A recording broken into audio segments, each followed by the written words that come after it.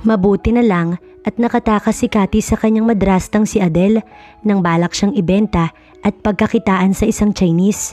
Sa pagtakas, napadpad siya sa Maynila at doon natangay naman siya ng isang babaeng may-ari ng illegal recruitment agency. Kung hindi pa siya nailigtas ng nagngangalang Marcus Sullivan, tinubos siya nito ng 1 milyon kapalit ng paninilbihan niya bilang personal maid. Dito mababago ang buhay ni Cathy, kasabay ang pag-usbong ng bagong damdamin para sa lalaking bumihag ng kanyang puso. Mabibilis ang mga hakbang ni Catherine habang binabaybay ang daan palabas ng kakahuyan. Madilim ang paligid at tanging huni ng kuliglig ang kanyang naririnig. Bago siya tumakas sa madrasta kanina, naulinigan niyang may kausap ito sa cellphone at pinepresyohan siya ng 100,000 piso. Balak pala siyang ibenta sa amo nitong Chinese na si Mr. Duque. Nakakubli siya upang pakinggan ang pakikipag-usap nito sa lalaki. Mukhang salapi talaga ang kanyang madrasta at pati siya'y nais pagkakitaan. Hinigpitan niya ang pagkakahawak ng kanyang bag na may lamang damit nang may marinig na kaluskos, tila nanggagaling sa kanyang likuran. Hindi siya dumaan sa kalsada dahil tiyak niyang sa pagkakataong ito, alam ng kanyang inay Adele na siya ay tumakas. Tagatak ang pawis niya dahil sa mabilis na pagtakbo. Hindi niya pinansin ang tila na kasunod na mga yabag sa kanya. "Wag!" Bulalas niyang sigaw nang dambahin siya ng isang lalaki. Mabilis nitong tinakpan ang bibig niya. "Shh! Huwag kang maingay, Cathy. Halika't itatakas kita kay inay." Si Nonoy pala ang lalaking yun na mahigpit na nakahawak sa kanya. Nag-iisang anak ni Inay Adele. "Noy, tulungan mo ko. Ibibenta ako ni inay." Umiiyak siya habang nagsusumbong at napakapit na rin sa binata. "Alam ko, narinig ko. Dalaan mong tumakbo dahil nakasunod sa atin ng 2 lalaki naghahanap sa'yo." Kinuha nito ang kanyang bag at mahigpit na hinawakan ng kanyang kamay at lumihis sila ng daan. "Bilisan mo. Hanapin mo sa kabila at ako naman dito sa kabila." Sigaw ng isang mabagsik na boses, kaya dali-dali siyang ikinubli ni Nonoy sa isang malaking puno at iniupo dahil malapit na sa kanila ang 2 lalaki. Mabuti na lang at hindi nasisinagan ng liwanag mula sa buwan ang kanilang pinagkukublihan, kundi ay nakita na sila ng 2 lalaking malalaki ang tiyan. Tiyak, binayaran ito ng kanyang inay Adele para siya ipahanap. Malaki nga naman ang makukuha ng madrasta sa Inchik. Mapagkakwartahan siya dahil napakaganda niya at bukod doon ay berhen pa. Ang sabi ni Kulasa na kanilang kapitbahay na chismosa, maswerte daw ang makakauna sa kanya. Kaya tuwang-tuwa si Mr. Duque. Baka nga ay ibenta pa siya pagkatapos pagsamantalahan. At kahit mamatay siya sa pagtakas, mas pipiliin niya yun kaysa naman mapagsamantalahan ng singkit. Pangarap niyang makapag-asawa ng multi-millionaire na tall, dark and handsome. Eka nga, katulad ng nababasa niya sa Wattpad, kung meron man noon sa totoong buhay. Isa ata siyang diyosa ng kagandahan. "Halika na, nakalayo na sila." Mabilis siyang itinayo ng stepbrother niya tsaka muli silang tumakbo. Sa madilim sila dumaan para hindi makita ng 2 humahabol sa kanya. Mga 5 minuto bago nila narating ang paradahan ng tricycle, pero nakaantabay na pala ang 2 humahabol sa kanila. Nasa kabilang side ang mga ito. "Boy, may nakita ka bang magandang babaeng sumakay ng tricycle dito? Mahaba ang buhok, pilugan ng muka't maputi, makinis at sexy, nakablouse ng white." Habang nagtatanong sa kabilang bahagi ang isang taong humahabol sa kanila, ay sinamantala naman nilang pumwesto sa kabila. Nakiusap si Nonoy sa isa sa mga kakilala nitong tricycle driver na ihatid siya sa sakayan ng bus patungong Maynila. Mabuti't pumayag ito sa pakiusap ni Nonoy at dinagdagan na lang ng lalaki ang bayad. Pinabaunan din siya nito ng pera at ibinigay sa kanyang cellphone na pwede niyang magamit para makontak siya pagdating sa Maynila. "Noy, maraming salamat." Yumakap muna siya sa lalaki bago sumakay ng tricycle. "Hayun!" Sigaw ng 2 lalaking humahabol sa kanya pagkakitang pasakay siya ng tricycle. Nakita niyang hinabol ng 2 lalaki pero hinarang ang mga ito ni Nonoy. Kita niyang nakipagsuntukan pa ang lalaki, wag lang siyang mahabol. "Bilisan mo pa, Manong!" Sigaw niya sa tricycle driver at takot na takot. "Wag kang mag-alala, hindi na nila tayo mahahabol. Last biyahe ko na ito." Tumatawa pa ang tricycle driver. Hindi niya natanaw ang mga iyon pero naawa siya sa stepbrother niya at tiyak ito ang mapagbubuntunan ng galit ng kanyang madrasta. Sana nga isinama na lang niya ito pa Maynila. Sa totoo lang, hindi niya rin alam kung saan siya pupunta. Wala siyang kakilala. First time din niyang luluwas ng Maynila. Bahala na si Batman.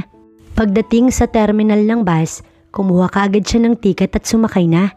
2 oras pa ang lumipas bago tuluyang bumiyahe ang bus na kanyang sinasakyan. Tsaka pa lang ata nakahinga ng maluwag si Cathy. Nasa puso niya pa rin ang pag-aalala kay Nonoy na sana'y okay lang ito. Hindi niya na namalayang nakatulog siya dahil sa matinding pagod at puyat.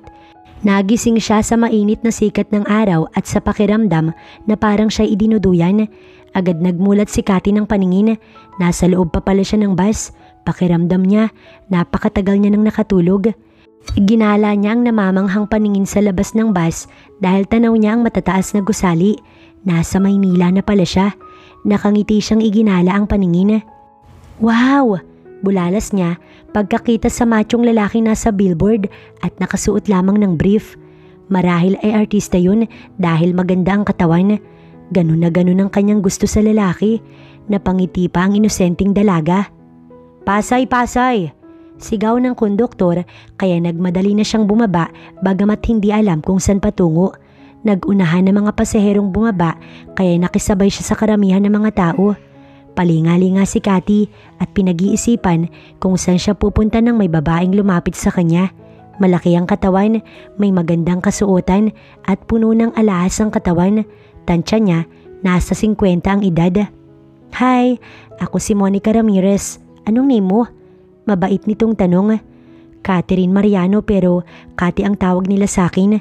Pagpapakilala niya rito. Nakangiti siya at naisip na baka ito ang makakatulong sa kanya para makahanap siya ng trabaho. Nice name, iha. Kumain ka na ba?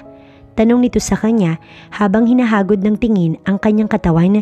Baka nasiseksihan ito sa kanya kasi nga lumba-lumba ito. Namilog ang kanyang magagandang mata sa tanong ng babae. Kagabi pa siya huling kumain at oo, mukhang nag-aalboruto na ang bulatis sa kanyang tiyan. Hindi pa nga po. Hindi na rin nag-alangan si Cathy.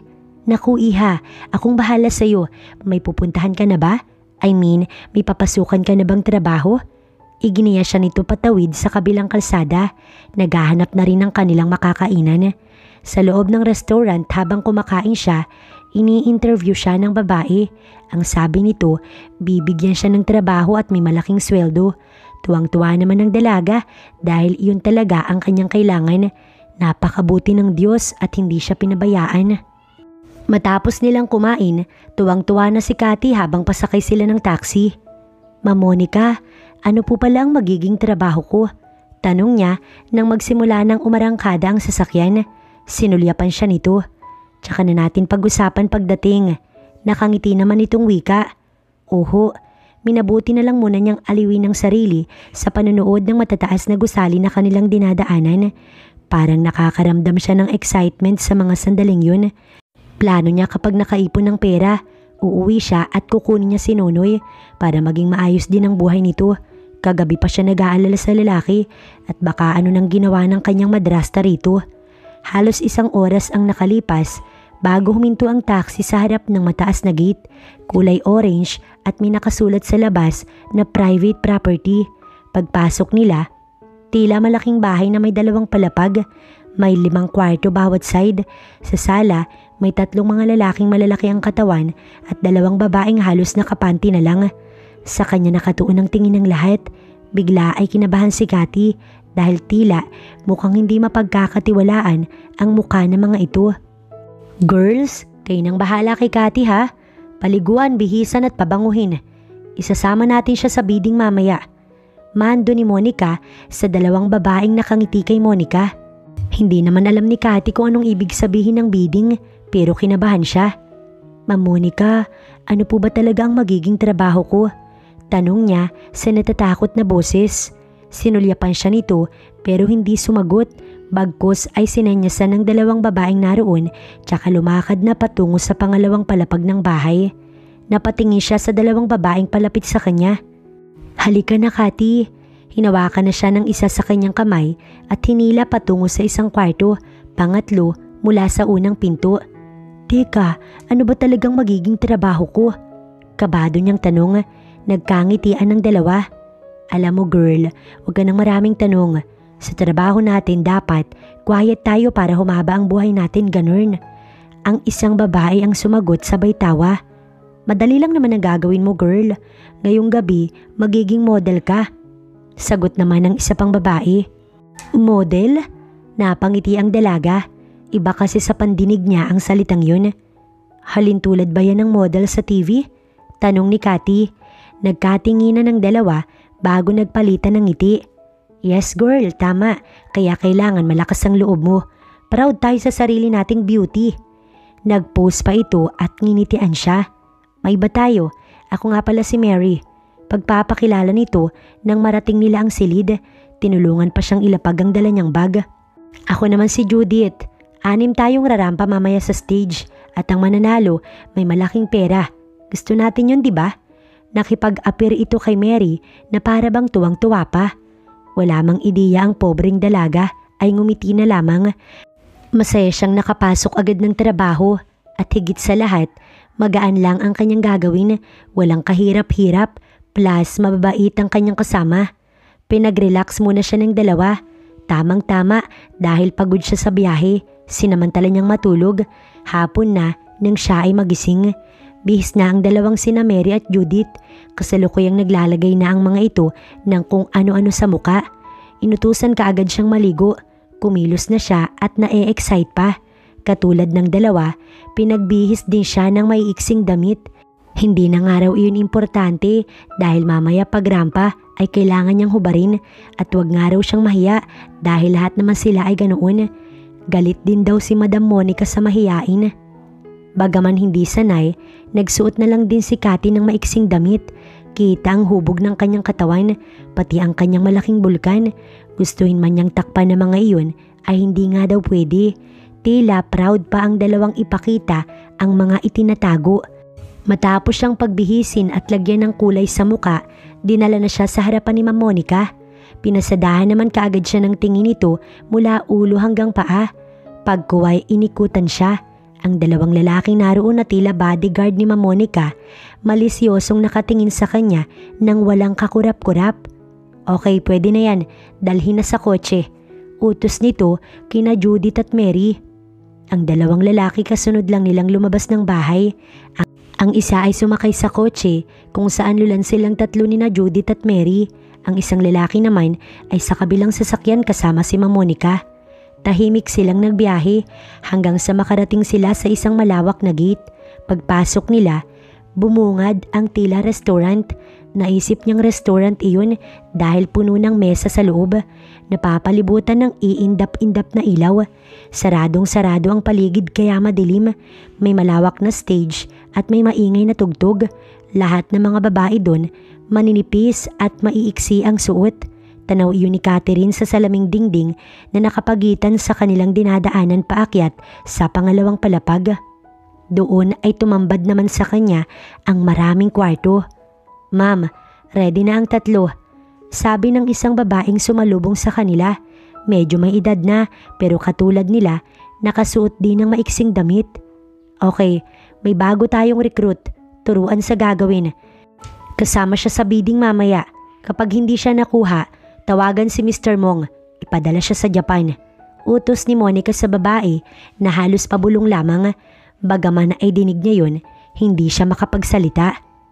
Anong ibig sabihin ni Mama? Tanong niya kay Judith nang makaalis si Monica. Wala. Halika sumunod ka na lang. Nagpatiuna na rin ito sa kanya.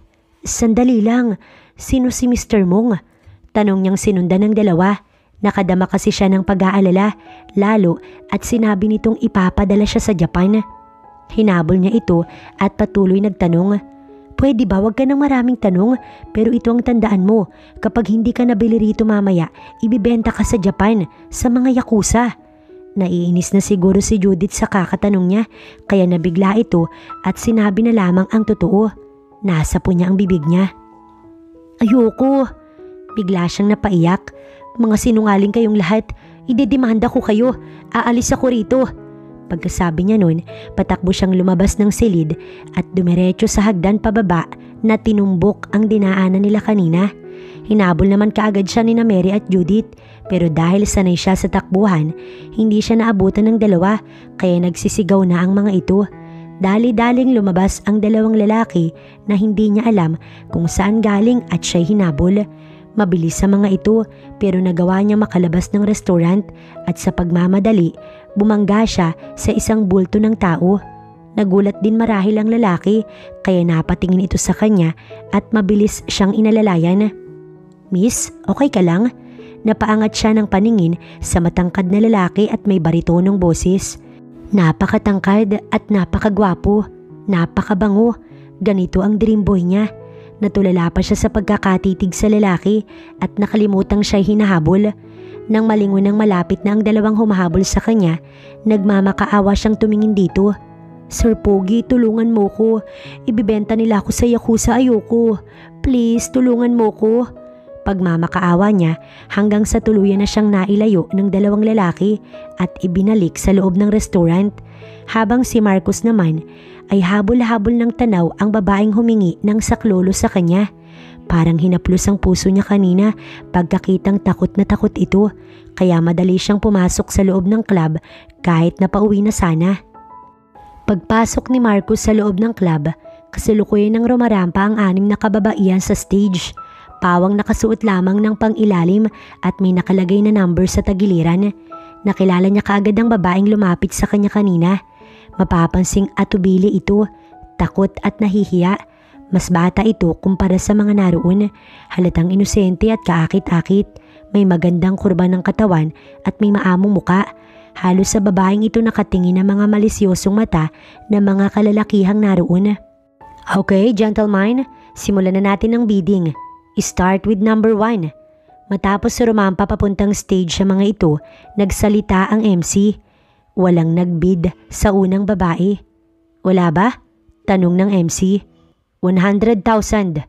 Boses ng isang lalaking lasing sa kanyang likuran. Walang may sumigunda kaya ibinaba ang babae sa stage. Mukhang sanay naman na ito sa ganoong trabaho kaya ito na mismo ang lumapit sa may edad na lalaki at umabrisyete. Muling ibinalik ni Marcos ang kanyang paningin sa babaeng may nakasabit na number 4 sa tagiliran. Nakatango ito at bahagyang tinatakpan ng harapan. Nagsimulang magbidding sa number 2.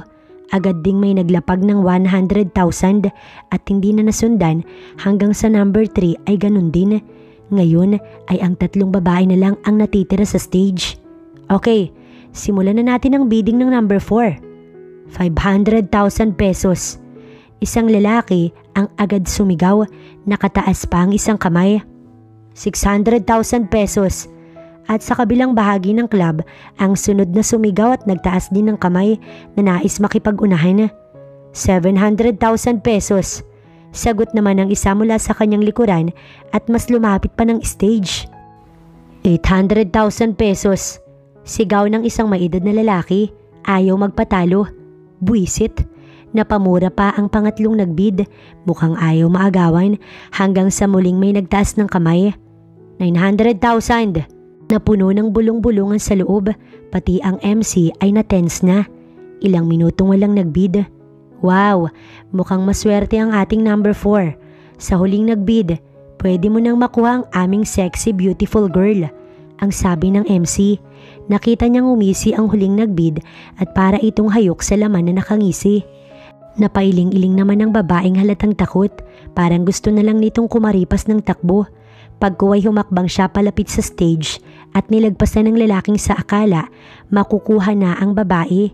Nakita niyang napatingin ito sa gawin niya. Agad nawala ang takot na nakarehistro sa mga mata nito na ngayon ay nagmamakaawa sa kanya. "I bid for 1 million. Tinaas niya ang kamay paharap sa MC. Ito naman ay napangitit na papalakpak. Malaki ang 1 million kung tutusin pero kaya niyang kitain. Nag-aalala lamang siya sa babae at baka mapariwara ito kapag nakuha ng iba. Nakita niyang naiiyak itong tumingin sa kanya at nangangatog ang mga paa na lumapit matapos isara ang bidding sa halagang 1 milyon. Nagulat pa siya nang umiyak ito sa harap niya at nagpasalamat. Walang mapagsidla ng tuwa ni Cathy habang nasa harapan siya ng lalaki. Walang katapusan siyang nagpasalamat habang ito naman hinubad ang suot na coat at ibinalot sa katawan niya. Napaka-gentleman ito na hindi akalaing gagawin sa kanya. Tinubos siya ng 1,000,000 kaya may utang siya sa lalaki at masaya na rin siyang hindi napunta sa masasamang tao. Matapos siyang balutin ng lalaki, tsaka siya iginiya palabas ng lugar na iyon at hindi niya nananaisin pang bumalik doon. Pwedeng magtanong, paano ka napadpad sa lugar na to? Pagpasok nila sa loob ng mabango at magarang kotse ng lalaki ay tanong nito sa kanya. Ikinuwento naman niya ang nangyari simula sa pagtakas niya mula sa madrasta hanggang sa may babaeng nag-alok sa kanya ng trabaho na hindi niya akalaing masama pala. Simula ngayon, huwag ka nang magtitiwala sa kahit na kanino, okay? Matapos nitong bumuntong hininga sa kanya ay saad ng lalaki. Tumangu-tangu siya. Salamat sa kabutihan ng loob niyo, sir. Pangako, babayaran ko kayo. Pagsisilbihan mula sa pagtitimpla ng kape, paglalaban ng damit niyo at paghahanda ng pagkain at paglilinis ng bahay. Lahat yun, sir. Marunong po ako. Pagmamalaki ni Cathy. Dahil siya ang gumagawa lahat ng gawaing bahay, kaya alam niyang gawin ang mga iyon. Ngumiti si Marcus sa dalaga. Naaaliw siya rito. Hindi ito bored kausap. Talaga? Tanong niya pa, tsaka sinimulan ng buhayin ng makina ng sasakyan. Yes, sir. Agad naman itong tugon na nakangiti pa. Okay, good. Uuwi na tayo. Pagkuway pinasibad ni Marcus ang kanyang sasakyan. Honestly, hindi naman niya kailangan ng maid dahil balak pa lang naman niyang bumukod ng bahay pero kasalukuyan pa siyang nasa poder ng mga magulang. Fresh graduate siya sa kursong architect at wala pa siyang gaanong nakukuhang project sa kanyang inaplayan. At dahil may business ang kanyang pamilya ay tumutulong na muna siya at ang perang ginamit sa bidding ay nagmula pa sa kanyang savings. Ngayong makakasama niya na ang babaeng ito, kailangan niya nang bumukod ng tirahan dahil ayaw ng mami niya ng maid sa kanilang bahay. 3 silang magkakapatid at sanay silang maging independent mula sa paglilinis ng sariling kwarto at pagpe-prepare ng pagkain. Ayaw ng mami nila na inaasa sa ibang tao ang pangangailangan kaya walang maid sa kanilang bahay. Ang dad niya lang din ang nag-aasikaso sa kanilang negosyo dahil nasa bahay lang ang kanyang mami at ang ate naman niya ay may asawa na. Ang bunsong kapatid nag-aaral pa ng college. Sa simpleng pamumuhay sila lumaking magkakapatid at proud siya sa magulang sa ganoong pagpapalaki sa kanila na siyang nais niya ring ipasunod sa kanyang magiging mga anak kung sakaling bumuo na rin siya ng pamilya. Ito ba ang bahay mo? Tanong ng babae matapos niyang ihimpil sa harapan ng apartment ang kanyang kotse. 1 week na ang nakalipas nang huli niyang tignan ng bahay na iyon dahil sa planong pagbukod ng tirahan. Nakapagpaalam na rin naman siya sa parents na lilipat at pinayagan na siya ng mga ito. Isa rin naman iyon sa pinapasunod ng kanilang magulang na once nakagraduate na sila ng kolehiyo, tapos na rin ang obligasyon sa kanila ng magulang at oras na para tumayo sila sa sarili nilang mga paa. Kumita ng sariling pera at matutong magdesisyon para sa kanilang sarili. Ang kanyang ate ganoon ang nangyari. Nga lang nakapag-asawa agad pero masaya naman ang kanyang parents dahil nabigyan kaagad ito ng apo. Yes, halika. Inalalayan niyang bumaba ng sasakyan ng babae matapos buksan ang pinto ng kotse. Nakita niyang inililibot nito ang paningin. Pasensya ka na. Hindi pa kasi ako totally nakakapaglipat kaya wala pang gaanong gamit. Nang makapasok sa loob ng bahay ay saad niya. Okay lang, sir. Maraming salamat. At least ngayong gabi panatag akong makakatulog. Pahayag ng nakangiting babae. Natigilan si Marcus habang napapatitig sa maamong mukha ng babae. Hindi naman sinasadya yun pero may angking ganda itong ngayon niya lang nakita sa isang babae. Bukod sa kanyang 2 years GF, hindi pa nakuha ng iba ang kanyang atensyon. Pero ngayon, hindi siya makapaniwalang na isama kaagad ito sa kanyang bahay. Sir, may problema ba? Tanong ni Cathy nang mapansing titig na titig sa kanya ang gwapong lalaki. Kinapa niya ang nagiinit na pisngi. Baka masyadong makapalang inilagay sa kanya ni Judith na kulirete kaya mukha siyang clown. Nagiwas muna ito ng tingin bago ibinalik sa kanya. Anong pangalan mo? Pagkuway tanong nito. Catherine. Pero Cathy akong tawagin ng mga kaibigan ko. Dagling pagpapakilala niya ng umiti. Ay Marcus, Sabi nito at muli na namang nag-iwas ng tingin sa kanya. Bagay po sa inyo Sir Marcus. Tumango naman ang lalaki. Wait me here. Tsaka ito tumalikod. Siya naman, napapangiting sinundan ito ng tingin. Grabe ang tikas maglakad. Likod pa lang nakaka-inlove na. Lalo kapag nakaharap. Aaminin niya ngayon lang siya nakakita ng sobrang gwapo. Ngayon lang din siya nagka-crush sa isang lalaki. Paanong hindi? Gwapo na, mabait pa. Pwede ba Kati mag-behave ka? Ang isipin mo maid ka. Kaya bawal pagpantasyahan ng amo. Saway ni Kati sa kanyang sarili at tinampal-tampal ang magkabilang pisngi. Nagbukas ang pinto kung saan pumasok si Marcus at nagmamadali niyang inayos ang tayo niya. Magbihis ka. Bukas na tayo bibili ng mga gamit mo. Pagkuwa'y itinuro ang pangalawang silid pagkatapos iabot sa kanya ang hawak na damit. Salamat sir. Tanging nasabi ni Kati matapos kunin ang damit na inabot sa kanya at nagtungo siya sa kwartong itinuro. Nilingon niya pa si Marcus at nakasunod ng tingin ito sa kanya. Nginitian siya ng binata at sinenyasan siyang buksan ng kwarto at ito naman nagtuloy sa kabilang silid. Buong pasasalamat niya na ngayon ay nasa mabuting kamay siya.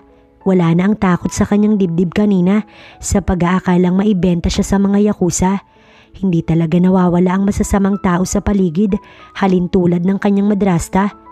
Pero mabuti na lang din na sa kabila nun, hindi naman nawawala ng mabubuting puso, katulad ni Nonoy at Marcus. Matapos magbihis, tinignan niya ang sarili sa harap ng full-size mirror. Umabot naman sa tuhod niya ang damit ni Marcus, kaya naging komportable na ang kanyang pakiramdam. Habang si Marcus naman pagpasok sa kanyang silid, sinagot ang tumatawag sa kanya.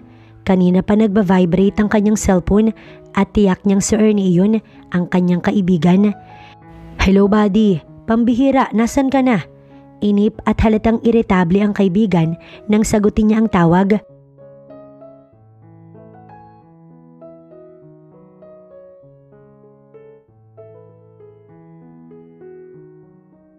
Ang usapan nilang alas 8 hindi niya nasunod. Maaga siyang dumaan sa club kanina at naiinip siya kaya nagdesisyon ng umalis kundi pa may nangyari kanina. Buddy, next time na lang, nagpapahinga na ako sa bahay. Kasama mo si Luella, no? Paghuhula nito na ang tinutukoy ay ang kanyang girlfriend. Oo, kaya next time na lang buddy, okay? Pagsisinungaling na lamang niya. Ano pa bang magagawa ko? Minsan lang mag-aya. Paalis na ako bukas buddy. Baka sa sunod na buwan na naman ako makabalik dito. Same silang architect ni Ernie at nasa isang firm. Sinwerte lang ito ng konti sa kanya dahil mas marami itong natatanggap na project. Hindi naman niya hilig makipagkompetensya at nag-iintay lang siya ng swerte. Nag-i-enjoy na lang siya sa paminsa-minsang proyektong natatanggap at pabor sa kanya dahil may oras pa siya sa kanyang kasintahan. Kinabukasan nga, maaga siyang nagpaalam kay Kati na papasok na muna sa trabaho. Saktong sinundo na rin niya ang kasintahan para ihatid sa school. Graduating na ito sa kursong communication. So anong nangyari sa inyo ni Ernie kagabi? Nag-enjoy ba kayo? Tanong ng nobyang si Luella habang sabay silang naglalakad patungo sa sakyan niyang nakaparada sa labas ng bahay nito. Matapos kasi niyang ihatid kahapon ng nobya pa uwi, ay nagpaalam kaagad siya rito na inaya siya ni Buddy magkita sa club. Hindi beb, maaga kasi akong umuwi kagabi sa bahay. May nangyari kasi kaya maaga ako nakalipat sa apartment. Pagkukwento niya habang inaalalayan itong umupo sa passenger. Nabanggit niya rin kay Luella ang tungkol sa paglipat niya ng tirahan pero hindi pa niya nadadala sa apartment ang kanyang nobya. Anong nangyari? Napakunot noo si Luella na siya ay tinignan. It's a long story babe. Mamayang hapon pag sinundo kita, sasabihin ko sa iyo lahat, okay? Ani ang sumampa na rin sa kanyang kotse. Nagkibit balikat naman ito. Okay, sabi at ngumiti. Wala naman siyang inililihim kay Luella. Ayaw niya kasing may pinag-aawayan sila. At ganun din naman ang nais niyang gawin ni Luella sa kanya, ang maging tapat ito sa kanya. Matapos ihatid ang nobya sa school, dumiretso na rin siya sa office. Pero dahil wala naman siyang gaanong ginagawa, naisipan na lang niyang umuwi upang tuluyang magpaalam sa mga magulang na lilipat na siya ng tirahan. Tiyak niyang nagtataka ang ina sa hindi niya pag-uwi ng nagdaang gabi. Nasa garden ng kanyang ina nang dumating siya. Naging libangan na kasi ng ina ang pagtatanim ng mga namumulaklak na halaman. Anak, hindi ka umuwi kagabi. Hindi ka tumawag, may problema ba? Pag-aalala nitong hinawakan siya sa magkabilang braso, sinilip ang buong mukha niya. Ma'am, relax, walang nangyari. Tsaka diba, nagpaalam naman ako sa inyo. So ito na yun. Tila, nakahinga naman ito ng malalim. Tumawag ang dad mo kung nakauwi ka na, kaya dumaan ka na lang sa store mamaya para magpaalam. Hinaplos-haplos siya nito sa braso at niyakap. Dalasan mong dumalaw rito ha. Every weekend pupunta kayo rito ni Luella. Sabi pa ng kanyang mami. Yes ma'am. Niyakap niya rin ito at hinagod-hagod sa likod. Natatawa pa siya nang magbiro ito na nais niya ng mag-asawa kaya tuluyan na siyang bumukod pero hindi na lamang siya nag-comment. Kinuha niya na ang kanyang ibang kagamitan tsaka muling nagpaalam sa kanyang ina. Dumiretso na siya pauwi at baka hapon na lang niyang daanan ng ama para magpaalam. May lakad pa sila ni Cathy, kailangan niya itong bilhan ng sariling mga gamit.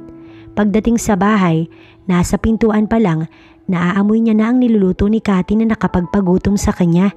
Ngayon niya lang na-realize na hindi pa pala siya nag-aalmusal, nakapaglinis na rin ng dalaga.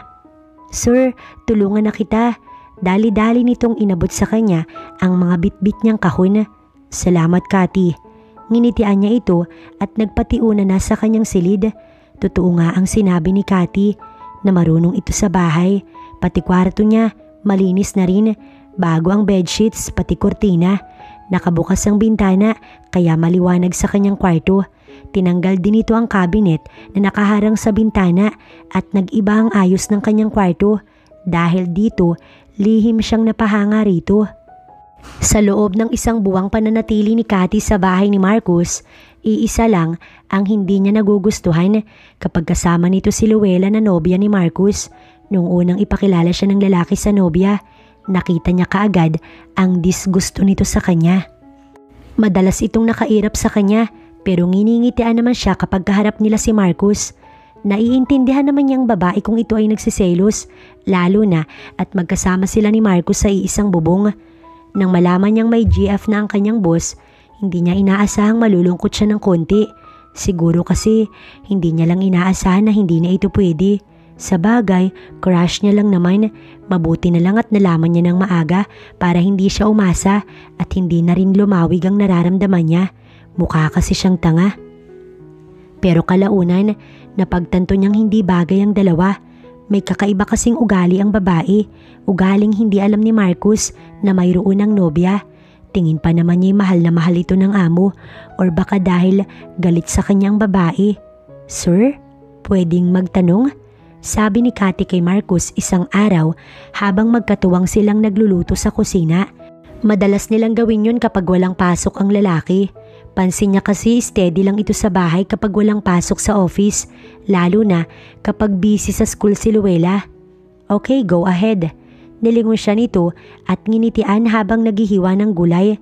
Magluluto kasi ito ng chop suey at siya naman ay assistant. Isa iyon sa paborito ng lalaki. Vegetarian ito, pansin niya lang. Bagay na gusto niya rin naman. Sa probinsya nila, halos puro gulay ang kanilang ulam kaya sanay ang dalaga.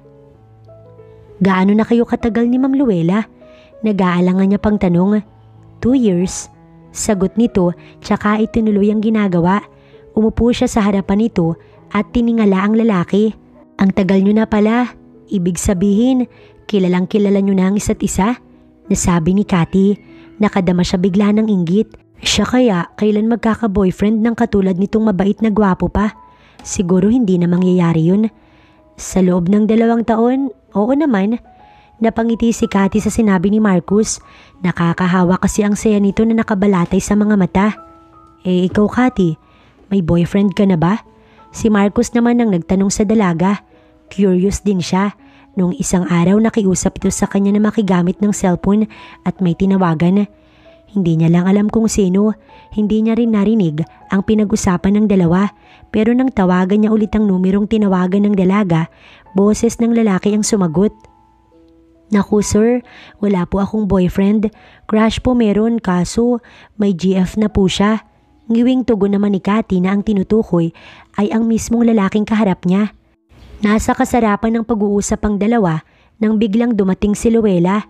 Sinadya nitong hindi ipaalam kay Marcus na pupunta siya sa apartment nito para mahuli niya kung may ginagawang kalokohan ng dalawa at pag nagkataon ora mismo siya ang magpapalaya sa maid nito. Pero naiinis pa rin siyang makita na komportableng kausap ni Marcus ang maid nito, lalo at nadatnan niyang nagtatawanan pa ang dalawa. Ganoon man, hindi niya pwedeng ipahalata sa nobyo na inis siya. "Hi babe," nilapitan niya ito at hinalikan sa labi na sinadya niyang ipakita kay Cathy. Siguro naman, alam nito kung paanong ilugar ang sarili, hindi feeling close sa kanyang boyfriend. "Bakit hindi mo sinabing pupunta ka para naman nasundo kita?" Saad naman ni Marcus sa nobya nang hilahin siya nito patungong sala at sabihing si Kat na ang bahalang magluto bilang obligasyon naman ito yun. Ramdam niyang may nagbago sa ikinikilos ni Luella dahil hindi naman ito showy sa kanya. Ilag itong halikan siya lalo na kapag may ibang tao, pero natutuwa siya dahil mas ramdam niya ngayon na mahal siya ng babae. "Wala lang, gusto lang kitang isurprise. Tsaka babe, kailangan ba talaga tinutulungan mong magluto yung sarili mong katulong? Total naman marunong ka sa lahat ng gawaing bahay, hindi mo na siya kailangan. Paalisin mo na lang siya babe, please." Paglalambing ni Luella at yumakap pa ito sa kanya. "Luella, hindi pwede. Wala siyang ibang mapupuntahan. Galing siya sa malayong probinsya." Paliwanag ni Marcus. Napailing ito. "No problem, ako ang bahalang bigyan siya ng pamasahe." Sa pagkakataong iyon, nagmamaktol na ito. "I'm sorry babe, di na siya pwedeng bumalik sa kanyang madrasta." Tsaka ikinuwento ni Marcus sa kasintahan ang nangyari kay Kat, kaya ito muntikan ng mapariwara. Bagay na lalong ikinainis ni Luella dahil tila pinapanigan ni Marcus ang maid nito kaysa sa kanya. "Babe, ano man ang mangyari sa kanya, wala na tayong pakailam. Hindi mo siya cargo. Desisyon niyang lumuwas dito sa Maynila mag-isa. Kasalanan niya kung bakit tatanga-tanga siya. Palibhasa wala siyang pinag-aralan." Napatayo na ito at nag-hysterical. Dinig naman ni Cathy ang sigaw ni Luella na nagmumula sa sala. Tila nag-aaway ang dalawa kaya matapos magluto, sinilip niya ang mga ito. Nakatayo ang babae at nakaharap naman kay Marcus at halatang galit. Umeeko ang boses nito at dahil iyon sa kanya, lumabas na ang totoong ugali ni Luella at hindi na nito natimpi ang pagsiselos. Pinakalma naman ito ni Marcus. Habang nakatingin siya sa babaeng nagmamarakolyo, pakiramdam niya, gumagawa lang ito ng eksena para mawala siya sa bahay na iyon. Hindi na rin siya nagtaka kung bakit kinagabihan, kinausap siya ni Marcus tungkol dito. Pansamantala, nais siyang ilipat sa trabaho. Nauunawaan niyang mas panig ito sa kasintahan. Ayaw niya ring mag-away ang dalawa dahil sa kanya. "Okay lang sir, nauunawaan ko naman." Pilit ngumiti si Cathy kahit na mabigat din sa loob niya na lumipat ng trabaho pansamantala sa kaibigan nitong si Ernie. Lalo't ngayon niya lang nakita pero wala siyang magagawa. Wala naman siyang mapupuntahang iba. Sa gabi ng iyon ay sinundo siya ng lalaki. Ngingiti-ngiti pa si Luella sa kanya. "Buddy, ikaw na munang bahala kay Kat ha. 1 week lang susunduin ko rin siya." Nag-aalalang saad ni Marcus kay Ernie. Palagi kasing wala si Ernie sa bahay dahil sa trabaho nito. "Okay buddy, no problem. Di naman siguro to iiyak kapag naiwan sa bahay." Tumatawa pa si Ernie. Napasulyap siya sa babaeng nakasakay na sa kotse ni Ernie at nakatutok sa kanyang gawi ang inosente nitong mga mata, pero nag-iwas kaagad ito ng tingin bago pa magtama ang titig nilang dalawa. May kung anong bagay sa dibdib niya ang tumutol na pansamantala itong ilipat ng trabaho dahil baka mapano ito. Pero binaliwala na lang nang malingon ng si Luella na galit na nakatingin sa kanya. Tinampal na lang niya sa balikat ng kaibigan, hudyat na umalis na ito. Habol-habol pa ng tingin niya ang papalayong sasakyan ni Ernie. Maya-maya, naramdaman na lamang niyang yumakap sa kanya si Luella. "Thanks babe," ngiti nito sa kanya. "Ma, si Cathy. Pansamantala dito muna siya sa bahay." Pagdating, pinakilala kaagad ni Ernie si Cathy sa ina nito. Tinignan naman siya ng ginang. "Naku naman anak, teka, nabuntis mo na ba ang babaeng ito?" Tanong ng walang pakundangang ina ni Ernie at kay lapad ng ngiti. Natawa pa ang lalaki. Si mama talaga. Si Cathy ay maid ni Marcus. Kaya lang ngayon, mainit ang ulo ni Luella dito, kaya palalamigin muna niya. Paliwanag naman ni Ernie. Ganun ba? Okay lang naman. Halika iha tuloy. Pasensya na walang bakanting kwarto. Yung gamit mo ilagay mo muna sa kwarto ko. Ikaw ba'y marunong magluto, maglaba at maglinis? Tanong kaagad ng ina nitong nagpakilalang Margie. Ma, baka pag wala ako alilain mo yan ha. Baka magkasamaan pa kami ng loob ni Marcus. Bisita natin siya. Salo kaagad ni Ernie sa sinabi ng ina bago pa man siya nakasagot. Ikaw naman anak, syempre hindi. Tumawa pa ang ginang. Okay lang Sir Ernie, bahagi po yun ng trabaho ko kay Sir Marcus. Tugon naman ng dalaga. Ayun naman pala anak, singit naman ng ginang. Huwag mo na akong tawaging Sir Ernie, hindi bagay sa akin. Halika pansamantala sa kwarto ko muna ikaw matulog. Total naman ay aalis ako mamaya. Binitbit na ni Ernie ang kanyang bag at nagpatiunang pumasok sa kabilang kwarto. Napapasunod naman siya sa lalaki. Pagdating nila sa malawak na silid ni Ernie, nilapag nito ang kanyang bag sa paanan ng kama. Inilibot naman niya ang paningin sa kabuuan ng silid at nakita niyang may malaking mesa sa gilid kung saan nakapatong ang isang computer, may malapad na papel at may nakaguhit na malaking building. Ang ganda! Doon na tuon ang kanyang atensyon. Tower yan. First project ko. Ang ganda diba? Pagmamalaki ni Ernie habang naguhubad ng polo sa kanyang harapan. Siya naman ay pasimpleng tumalikod. Hindi kasi ito marunong mag-excuse man lang. Siya bilang sa probinsya lumaki, hindi sanay na nakakakita ng bigla na lang naguhubad sa kanyang harapan. Huwag ka nang mahiya sa akin, Cathy. Okay lang na tignan mo. Pagbibiro nito sa kanya, naririnig niya pa ang nakakaloko nitong tawa. Naku sir, lalabas na muna po siguro ako. Sabi niya, kahit naman biro iyon ay ayaw niya, lalaki pa rin si Ernie. Pero nahagip na Ernie ang kanyang braso, tsaka nakangiting iniharap siya. Sir Ernie, kinakabahan siyang napatingin dito. Alam mo bang maganda ka, Cathy? Kaya nga nagsaselo si Luella sa'yo. Pagkuway pinasadahan siya ng tingin mula ulo hanggang paa. Lalo namang kinabahan si Cathy. Nakatikim ka na ba ng halik? I mean, game ka bang makipaglaro sa akin? Habang nakangisi ay magkasunod nitong tanong. Kinikilabutan naman siya sa mga naririnig na iyon mula kay Ernie. Hindi siya makapaniwalang ganitong klase ang kaibigan ni Marcus. Kawawa naman ang lalaki. Masama na nga ang ugali ng GF nito, pati ang kaibigan ay masama din. Umiling-iling siya sa sinabi nito bilang sagot. Sir, huwag niyo po sana akong babastusin. Ipinagkatiwala po ako sa inyo ni Sir Marcus. Kaya kung hindi niyo po ako tatratuhin ng maayos, aalis na lang po ako rito. Naiiyak niyang saad habang iniiwas ang kanyang muka dahil unti-unti iyong inilalapit sa kanya ng lalaki. Ngumisi naman ito. Ikaw naman Cathy, syempre nagbibiro lang ako. Sinusubukan lang kita. Tsaka marahan siya nitong binitiwan sa braso. Saktong tumunog ang cellphone nito kaya sinagot kaagad yun ni Ernie. Tsaka lumabas ng silid matapos pahagis nitong inilapag ang hinubad na polo sa kalapit na upuan. Marahang kumilos si Cathy at hinilot ang kanyang braso. Napapabuntong hininga siyang hindi alam ang gagawin. Hindi siya komportable sa bahay na iyon. Pakiramdam niya, hindi magandang gagawin sa kanya si Ernie. Tingin niya rito, sanay itong nambabastos ng mga babae. Pinili niyang lumabas upang maghanap ng gagawin. Saktong nasa kusina ang ina nito kaya tumulong siyang magluto. Magiliw naman siyang kinausap ng ginang habang sila ay nagluluto.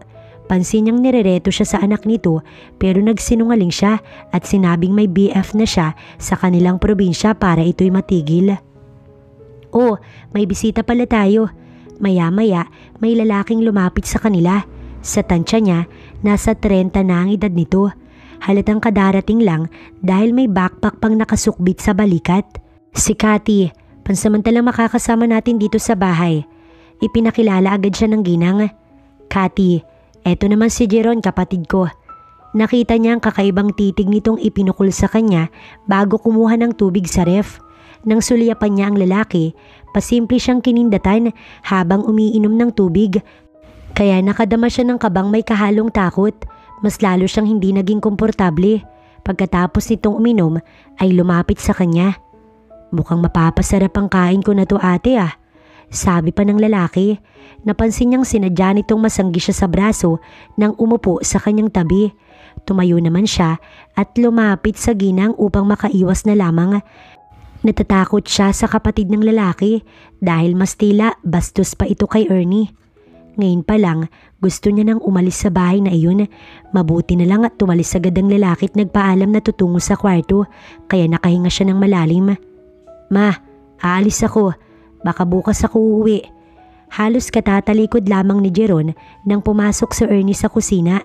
Lumapit ito sa ina at humalik bago siya sinulyapan at nagpaalam din sa kanya. Bilang sagot ay tumango na lang siya. Kinabukasan, maaga pa'y bumangon na siya. Sinabi kasi ng ina ni Ernie na isasama siya sa pamamalengke sa araw na iyon. Kahit papaano, mabait naman ang ina ni Ernie at mas gusto niyang wala ang mga lalaking kasama sa bahay, kahit na ang tito ng lalaki. Simula nang makuha siya ni Monica at pagkakitaan, tila ba nasa puso niya na ang takot. Pakiramdam niya lahat ng taong nasa paligid niya ay may masamang gagawin sa kanya. Pagkagaling nila sa palengke ay nagluto kaagad siya at nag-almusal silang sabay ng ina ni Ernie. Ma'am Margie niya ito kung tawagin. Sa unang araw ni Cathy sa bahay na iyon, pakiramdam niya sinusulit ni Mrs. Faustino ang isang linggo niya. Nag-general cleaning siya at halos gabi na siyang natapos sa paglalaban ng mga kurtina at bedsheet. Sa pagod, mahimbing siyang nakatulog kinagabihan. Hindi na nga namalaya ni Cathy, nasa kailaliman ng gabi ay may isang lalaking pumasok sa silid niya. Marahang pumasok si Ernie sa kanyang silid. Madaling araw na iyon, tama ang kanyang hinuhang nasa silid niya si Cathy. Sobrang himbing ng tulog nito at hindi na malayang siya'y pumasok. Tuksong napatitig si Ernie sa kagandahan ng dalagang nakahain sa ibabaw ng kanyang kama. Para siyang nahihibang na lumapit dito at umupo sa tabi ni Cathy. Naglakbay pababa ang titig niya bago ibinalik sa mukha nito. Hindi naman siguro magagalit si Marcus kung titikman niya ang maid nito. Binata naman siya at dalaga si Cathy. Nga lang, hindi pa siya handang mag-asawa. Nais niya lamang na mag-enjoy muna. Maya-maya, marahan niyang ibinaba ang kumot na nakatakip sa katawan ng dalaga. Kaya lumantad sa kanyang paningin ang magandang hubog ng katawan nito na lalong nakadagdag sa kanyang pagnanasa. Marahang kumilos ang kanyang palad upang haplusin ang makinis nitong pisngi. Napapakagat labi siya sa matinding pagnanasa nang matitigan ang maganda nitong labi. Para bang bigla na lang siyang nauhaw. Sir Ernie? Gulat na gulat si Cathy pagkakita kay Ernie na nakaupo sa gilid ng kamang hinihigaan niya at hawak ang kabilang bahagi ng kanyang pisngi. Bumundol bigla ang kaba sa dibdib niya at matinding takot. Napabalikwas siya ng upo. Sisigaw sana siya nang mabilis nitong takpan ng kanyang bibig kaya nauwi sa impit ang kanyang sigaw. Shh! Relax, Cathy. Wala akong gagawin sa'yo. Kukumutan lang sana kita. Huwag kang matakot, okay? Anito sa kanya habang nakatakip ang isang palad sa kanya. Dama niya ang panginginig ng mga laman sa takot. Kahit sabihin pa nitong walang gagawing masama sa kanya, hindi pa rin kumalma ang takot niya sa dibdib. Iba kasi ang nababasa niya sa mata ni Ernie. Mabilis siyang tumayo at lumayo sa lalaki nang unti-unti nitong tanggalin ang kamay sa kanyang bibig.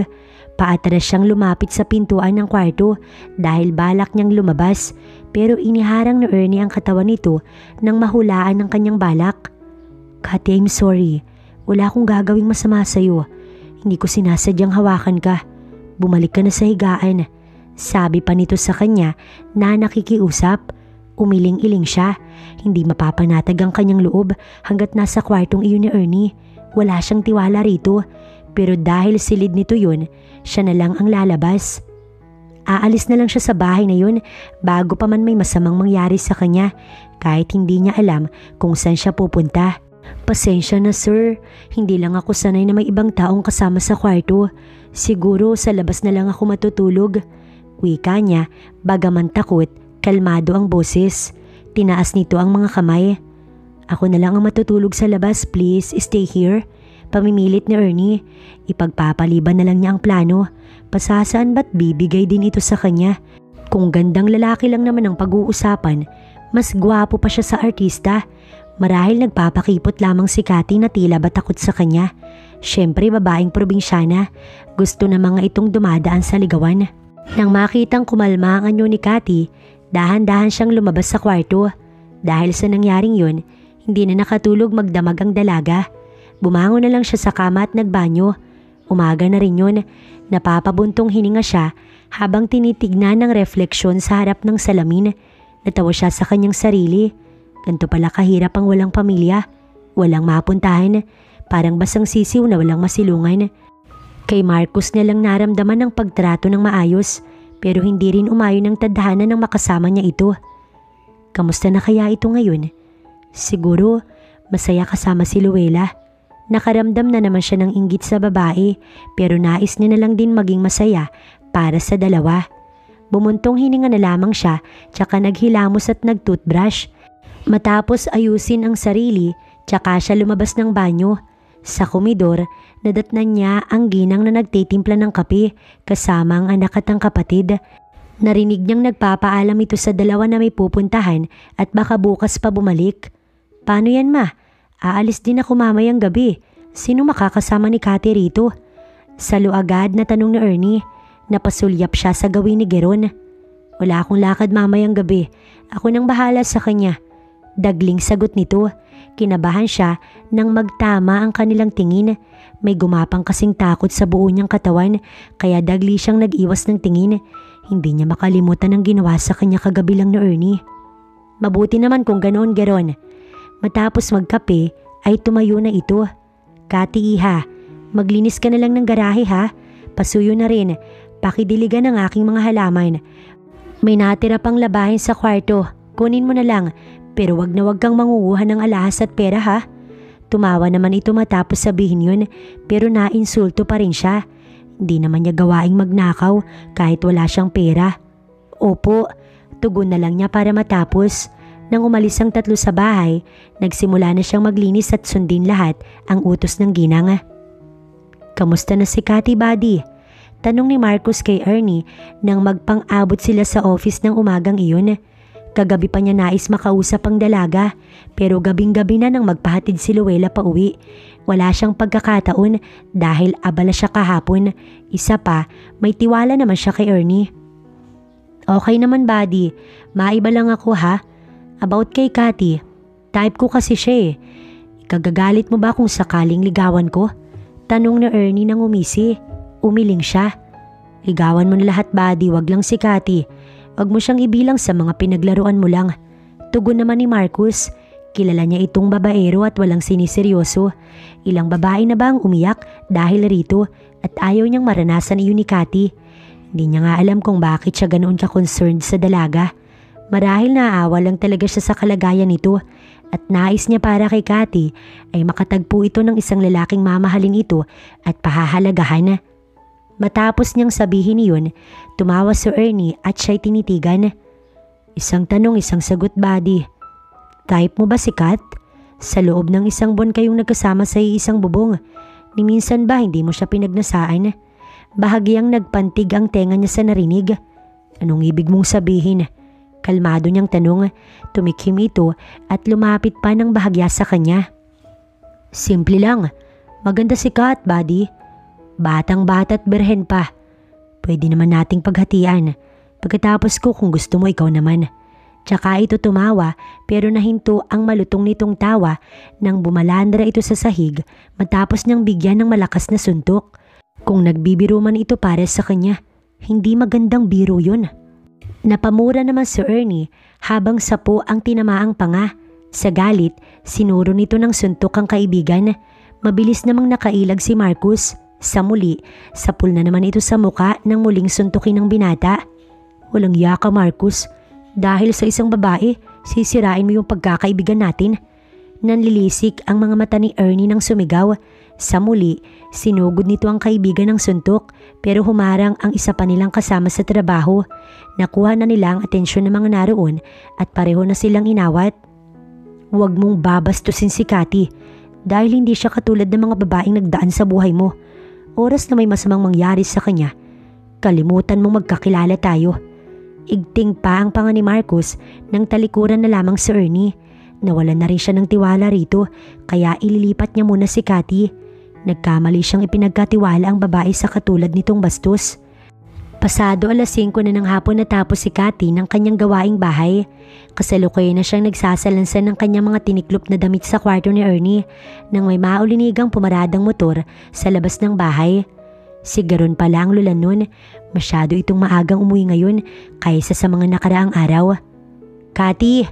Mula sa labas ay narinig niyang tawag nito. Tinapos na muna niya ang ginagawa bago lumabas ng kwarto. Sir? Ngumiti ito pagkakita sa kanya. May dala akong pagkain para sa iyo.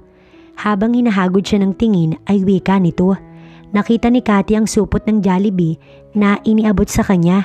Mabait naman pala ito. Ang ayaw niya lang sa kapatid ng ina ni Ernie. Masama itong tumingin. Yun bang tipong hinuhubaran siya? Salamat Sir Jeron. Ngumiti si Cathy at inabot ang supot na iyon. Si Jeron ay napangiti din. Walang kamalay-malay ang dalaga na nilagyan ni Jeron ng pangpatulog ang inumin doon. Kaya napapangisi na ito nang dalhin ni Cathy sa kusina ang dalang pagkain. Agad namang sumunod ang lalaki sa dalaga. Samantala, patungo na si Marcos kina Ernie sa mga oras na yun nang tumawag si Luella. Sinuot niya muna ang headset bago sagutin ang tawag nito. Babe, naka-out ka na ba sa office? Yes babe, why? May pupuntahan lang kasi ako with friend. Mamaya mo na ako sunduin, okay? Okay, tawagan mo na lang ako kapag pwede na. Bye. Tugon ni Marcos. Wait, pauwi ka na ba? Habol na tanong ni Luella sa nobyo. Hindi babe, naisip kong sunduin ngayon si Cathy. Nag-aalala ako sa kanya. May nangyari kasi sa office kanina. Pero tsaka ako na ikukwento sa iyo kapag nakita na tayo. Paliwanag ni Marcos. What? Susunduin mo na naman ng babaeng yun? Alam mo namang siya ang rason kung bakit tayo palagi nag-aaway. Pagmamarokolyo ni Luella sa kabilang linya. Babe, mahabang paliwanag. Kaya nais ko siyang sunduin. Basta wala akong tiwala kay Ernie. Ayoko Marcos. Sunduin mo na ako ngayon din. Inis na sabi ni Luella. Hello? Marcos? Ngunit hindi na iyon narinig ng lalaki dahil naibaba na nito ang tawag ng nobya. Kasalukuyan namang kumakain si Cathy ng dalang pagkain ni Jeron habang nasisiyahan ng lalaking panoorin ng dalaga. Hindi ito halos kumukurap. Nang mapansin iyon ni Cathy, nawalan siya ng ganang kumain at inihinto ang ginagawa niya. Salamat Sir Jeron, busog na po ako. Ani Cathy sa lalaki. Pero konti pa lamang nakakain mo. Hindi niya ito pinansin bagkus ay tumayo na. Niligpit na rin niyang natirang pagkain pero nagulat siya nang hawakan siya nito sa magkabilang braso ng akma ng palabas ng komedor. Nagpumiglas naman siya at nakadama ng takot sa uri ng titig ng lalaki. Hindi naman papayag si Jero na hindi magtagumpay sa plano niya kay Cathy sa araw na iyon. Ito ang rason kaya maaga siyang umuwi dahil alam niyang wala itong kasama sa bahay. Sir Jeron, biti. Nauwi sa hiyaw ang pagmamakaawa ni Cathy nang bigla siyang buhatin ito patungo sa silid. Mas lalo siyang nahintakutan dahil nagtagumpay itong madala siya ng lalaki. Nanginginig ang buo niyang katawan sa takot at nagmamakaawa. Cathy, makinig ka. Hindi kita sasaktan, okay? Basta pumayag ka sa gusto ko. Nahihibang na saad ng lalaki at mabilis na isinara ang pinto ng kwarto. Napaiyak sa takot ang dalaga na sumiksik sa gilid ng kwarto. Sir, maawa ka sa akin. Pagmamakaawa nito, lalo pang nahintakutan nang makitang palapit ang lalaki sa kanya. Kampante naman si Jeron habang hinuhubad ang t-shirt. Nang makalapit kay Cathy, ay agad itong niyakap pero nagpumiglas ang dalaga at nagsisigaw. Tulong! Sigaw ni Cathy habang nagpupumiglas sa pagkakahawak sa magaspang na kamay ng bastos na lalaki. Mabilis nitong tinakpan ang bibig niya, kasabay ang panlalaki ng kanyang mga mata nang marahas nitong hablutin ang suot niyang damit, rason para lumantad ang dalawang malusog niyang harapan kaya lalong nadagdagan ng pagnanasang nakabalatay sa mga mata ng lalaki. Habang nanlalaban ng dalaga, malakas itong sinikmuraan ni Jeron kaya halos magdilim ang kanyang paningin na namilipit sa matinding sakit. Nasisiyahan naman si Jeron sa nakikitang ayos ng babae. Pahilan niyang hinila ang dalawa nitong paa upang itali sa gilid ng kama. Pero bago pa nagawa ni Jeron ang balak, ay malakas na bumukas ang pinto. Tito Jeron? Gulat na gulat si Ernie sa nakita. Halos nakahubad na ang babae at mahahalatang may masamang balak ang lalaki. Kaya pala wala si Cathy sa silid niya at kahit sa ang sulok ng bahay, yun pala'y nasa kwarto ng tito niya at mukhang mauunahan pa ata siya. Ernie, huwag kang makialam dito. Kung gusto mo pagkatapos ko ikaw naman. Nanlilisik ang mga mata nito. Gago ka ba? Tingin mo ba papayag ako sa gusto mo? Ako muna bago ikaw. Sa galit ni Ernie, binigyan ng suntok sa mukha ang tiyuhin. Hindi naman nagpatalo ang huli. Habang nagkakagulo ang dalawa, sinamantala naman ni Cathy ang lumabas sa kwartong iyon. Namimilipit pa siya sa sakit habang palabas ng pinto. Hindi naman napansin ng dalawang lalaki nagpapambuno sa loob ng kwarto ang pagtakas ni Cathy. Hindi alintana ng dalaga ang kanyang itsura na tuloy-tuloy sa labas ng gate. Ang nais niya lang, makaalis sa impyernong bahay na iyon. Napahiyaw pa siya sa matinding takot, saktong paglabas niya nang may sasakyang huminto sa mismong tapat niya. Nanginginig sa takot ang kanyang katawan ng mga sandaling yun. Cathy! Bulalas ni Marcus na siyang lula ng sasakyan. Dagli siyang bumaba habang awang-awang nakatitig sa dalagang yakap ang sarili dahil halos mahubad na ang damit nito. Umiiyak at takot na takot. Marcus, tulungan mo ko. Pagmamakaawa ni Cathy sa lalaki, hinang-hina na siya at patuloy na namimilipit sa sakit. Bago nawala ng malay, naramdaman niyang nasalo siya nito mula sa pagkakabuwal. Awang-awa si Marcus habang inilalapag sa ibabaw ng kama nito ang dalaga. Dinala niya ito sa kanyang bahay matapos mawala ng malay kanina. Sobrang pagsisisi niyang ipinagkatiwala ang babae kay Ernie. Hindi niya mapapatawad ang sarili kung may masamang nangyari kay Cathy. Sorry Cathy. Habang kinukumutan ay saad niya. Bago umalis sa bahay ni Ernie kanina, tumawag na siya ng mga pulis at ito na ang bahala para damputin ng lalaki. Hindi niya mapapalampas ang ginawa nito kay Cathy. Pagbabayaran nito ang kabastosang ginawa sa dalaga at sa araw ding yun, pinuputol niya na ang kanilang pagkakaibigan. Matapos kumutan ng dalaga, hinayaan na muna niyang makapagpahinga ito. Nagtungo siya sa sariling kwarto upang magbihis. Tsaka niya lang napansing nakakalabing 5 miss call na pala ang nobya at may 5 message at lahat ng iyon ay galit. Hindi na rin siya nagtaka sa pagdating nito maya-maya sa kanyang bahay dahil kanina pa pala ito nagpapasundo sa kanya. Nasaan? Nasaan ang malanding babaeng yun, Marcus? Kakalbuhin ko siya. Alam kong dito mo sa bahay siya dinala. Pagkababa ni Luella sa taxi, sumugod ka agad ito sa loob ng bahay habang nagmomorokolyo pero hinarang niya ang braso sa daraanan. Luella, please. Hindi maganda ang kalagayan ni Cathy. Nakikiusap na saad ni Marcus. Lalong nanggalaiti ang babae. Anong sabi mo, Marcus? Pinagtatanggol mo yung babaeng yan? Napabuntong hininga ang lalaki. Pinagtangkaan ng masama si Cathy ni Ernie at naabutan ko siya kanina mismo sa bahay niya. Sana naman magkaroon ka ng konting konsiderasyon. Babahay si Cathy. Wala siyang kalaban-laban kay Ernie. Himig paliwanag niya. Natural na pagtangkaan siya ni Ernie dahil nagbibigay siya ng motibo. Malandi siya.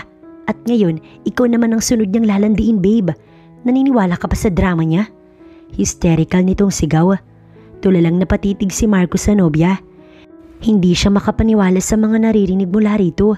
Sa loob ng 2 taon nilang pagiging magkasintahan ay inakala niyang kilala niya na ito pero napagtanto niyang hindi pa pala. Paano nito iyon nasasabi sa isang babaeng inosente at bagong salta lang ng Maynila? Bakit hindi ka makapagsalita, Marcus? Tama ang sinabi ko, di ba? Malandi siya. Paalisin mo yung babaeng yan dito ngayon din. Kung hindi, ako ang aalis at hindi mo na ako makikita kahit kailan. Sigaw nito sa kanya. Napabuntong hininga ang lalaki. Ni walang pamilya si Cathy. Tanging siya lang ang nagmamalasakit dito. Kaya hindi niya kayang ipagkatiwala pa itong muli kahit kanino. Sumagot ka, Marcus. Ako o ang babaeng yan? Galit na galit lalo si Luella. Sa lakas ng boses nito, umabot sa kwartong hinihigaan ni Cathy. Dahil dito ay nagising ang dalaga. Marahan siyang bumangon tsaka inilibot ang paningin. Naalala niyang nawalan siya ng malay sa bisig ni Marcus kanina at nasa pamilyar siyang silid. Dito siya dinala ng lalaki kaya siguro naririnig niyang sumisigaw sa labas ng kwarto si Luella at galit na galit. Napabuntong hininga siya. Hindi niya nais manggulo ng relasyon kaya maayos siyang magpapaalam kay Marcus. Hindi niya alam kung saan pupunta pero bahala na. Babe, Huwag mo naman akong papiliin. Pag-usapan natin to. Kailangan ako ni Cathy. Narinig niyang pakiusap ni Marcus kay Luella. At paano ko, Marcus? Paano ang nararamdaman ko? Sinong girlfriend ang hindi magsiselos? Magkasama kayo sa iisang bubong. Babae siya at lalaki ka, sige nga. Ngayon mamili ka kung mahalaga ako sa'yo, ako ang pipiliin mo. Pero kung mahalaga sa'yo ang malanding babaeng yan, sige, siya ang piliin mo. Malakas na sigaw ni Luella. Marahan siyang tumayo at bahagyang binuksan ang pinto ng kwarto. Sumilip sa labas. I'm sorry, Luella. Siguro nga ngayon lang kita nakilala ng lubusan. Sa pinakikita mo sa akin ngayon, tanda lang yan na wala kang tiwala sa akin. Pinipili ko si Cathy dahil kailangan niya ako. Pero tandaan mong ikaw ang mahal ko. Saad ni Marcus, napaigtad siya nang sampalin ni Luella ang nobyo. Kung ganun mas pinipili mo siya kaysa sa akin, pues magsama kayong dalawa. At itong tandaan mo, Marcus, hindi lang ikaw ang lalaki. Dinuro nito ang nobyo bago tumalikod. Nakadama siya ng awa sa lalaki nang mapag-isa ito at sinusundan ng tanawang papalabas na nobya. Nakukonsensya sa nangyayari. Siya ang rason kung bakit nahihirapan ngayon si Marcus. Maya-maya humakbang ito at tinungo ang sariling kwarto. Siya naman ay umupo sa gilid ng kama habang nag-iisip. Nang maalala ang stepbrother, nagkaroon siya ng pag-asa. Tatawagan niya ito at hihingi siya ng tulong rito. Noong nakitawag siya kay Marcus isang beses, ang sabi ni Nonoy, nasa Cebu ito at doon daw nagtatrabaho ngayon. Mabuti na lang at kabisado niya ang numero ng lalaki kahit na nawala ang ibinigay nitong cellphone sa kanya. Ang kailangan na lang niya, pamasahe patungong Cebu. Matapos makausap ni Marcus ang nobya, tumawag naman sa kanya ang mga pulis at sinabing nasa presinto na ang dalawang lalaki, si Geron at si Ernie. Nagtuturoan pa daw ang dalawa sa masamang balak sa babae. Naikuyom ni Marcus ang kamao bago nagbihis upang tunguhin sa presinto ang dalawa. Gusto niyang pagdusahan ito ang ginawa kay Cathy. Sinilip niya muna ang dalaga sa silid at mabuti na lamang tulog pa ang dalaga. Nakita niyang nakahiga ito sa kama. Hayop ka, Marcus. Paano mo nagawa sa akin to? Galit na galit si Ernie nang makaharap sila sa presinto. Gusto niya itong lagyan ng black eye sa mata, pero mas gusto niya na lang itong makita sa loob ng rehas, kaya hindi na siya nag-aksaya pa ng oras na ito'y kausapin. Kinuhanan siya ng statement ng mga pulis tungkol dito, kaya halos magwala si Ernie sa kinauupuan nito. Nagmamayabang pa itong tatawag ng pinakamagaling na abogado, pero hindi siya natatakot. Sa dami ng babaeng minolesta nito, tama lang na makulong ang lalaki.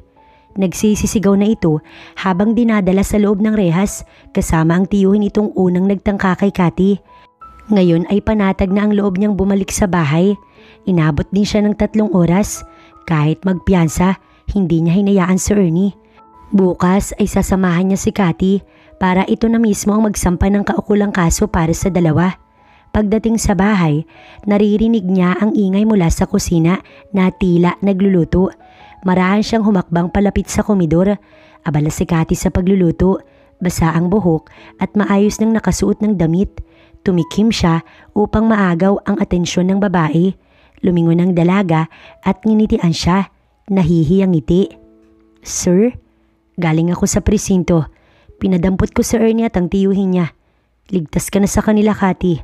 Madamdamin niyang saad. Nakita niyang nangulap ang mga mata nito sa luha na nagpasalamat sa kanya. Kalaunan, naghain na ito. Tsaka niya lang napagtantong gutom na pala siya nang maamoy ang mabangong inihain ng dalaga. Bagaman ay may problema pa siya tungkol kay Luella, hindi na muna niya binigyan iyon ng pansin. Alam niyang magkakaayos din sila. Sa ngayon, kailangan muna niyang pagtuunan ng pansin si Cathy dahil kailangan siya nito. Habang kumakain sila, panay ang sulyap ni Cathy kay Marcus. Sasamantalahin niya ang pagkakataong iyon para magpaalam sa lalaking uuwi na lang siya sa kanyang stepbrother. Doon na lang siya titira kasama ito nang sa gayon hindi na siya makapanggulo pa sa magkasintahang Marcus at Luella. May dumi ba sa mukha ko? Bahagyang umiti si Marcus. Kanina niya pa napapansing panay ang sulyap ni Cathy sa kanya. Sir, pasensya ka na sa akin ha. Nagulo ko yung buhay mo. Ang relasyon ninyo ni Ma'am Luella. Gusto ko lang sanang magpaalam sa'yo. Total naman maayos na ang kalagayan ng kapatid ko sa Cebu. Doon na lang po ako, sir. Pagpapaalam ni Cathy. Nahinto ito sa pagsubo at tumingin sa gawin niya. Huwag mo nang alalahanin si Luella. Maiintindihan niya rin ako. Nagtatampo lang yun pero bukas okay na kami. Isa pa, hindi ka nakakagulo, Kati.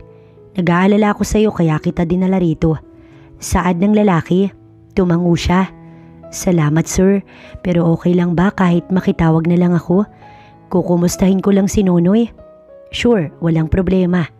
Nakangiti pang sabi ni Marcos sa kanya. Nagpasalamat siya tsaka nakipagpalitan ng matamis ng ngiti sa lalaki. Matapos nilang kumain at hugasan ng kanilang pinagkainan, excited siyang tumawag kay Nonoy. Bunso, ikaw ba to? Kamusta?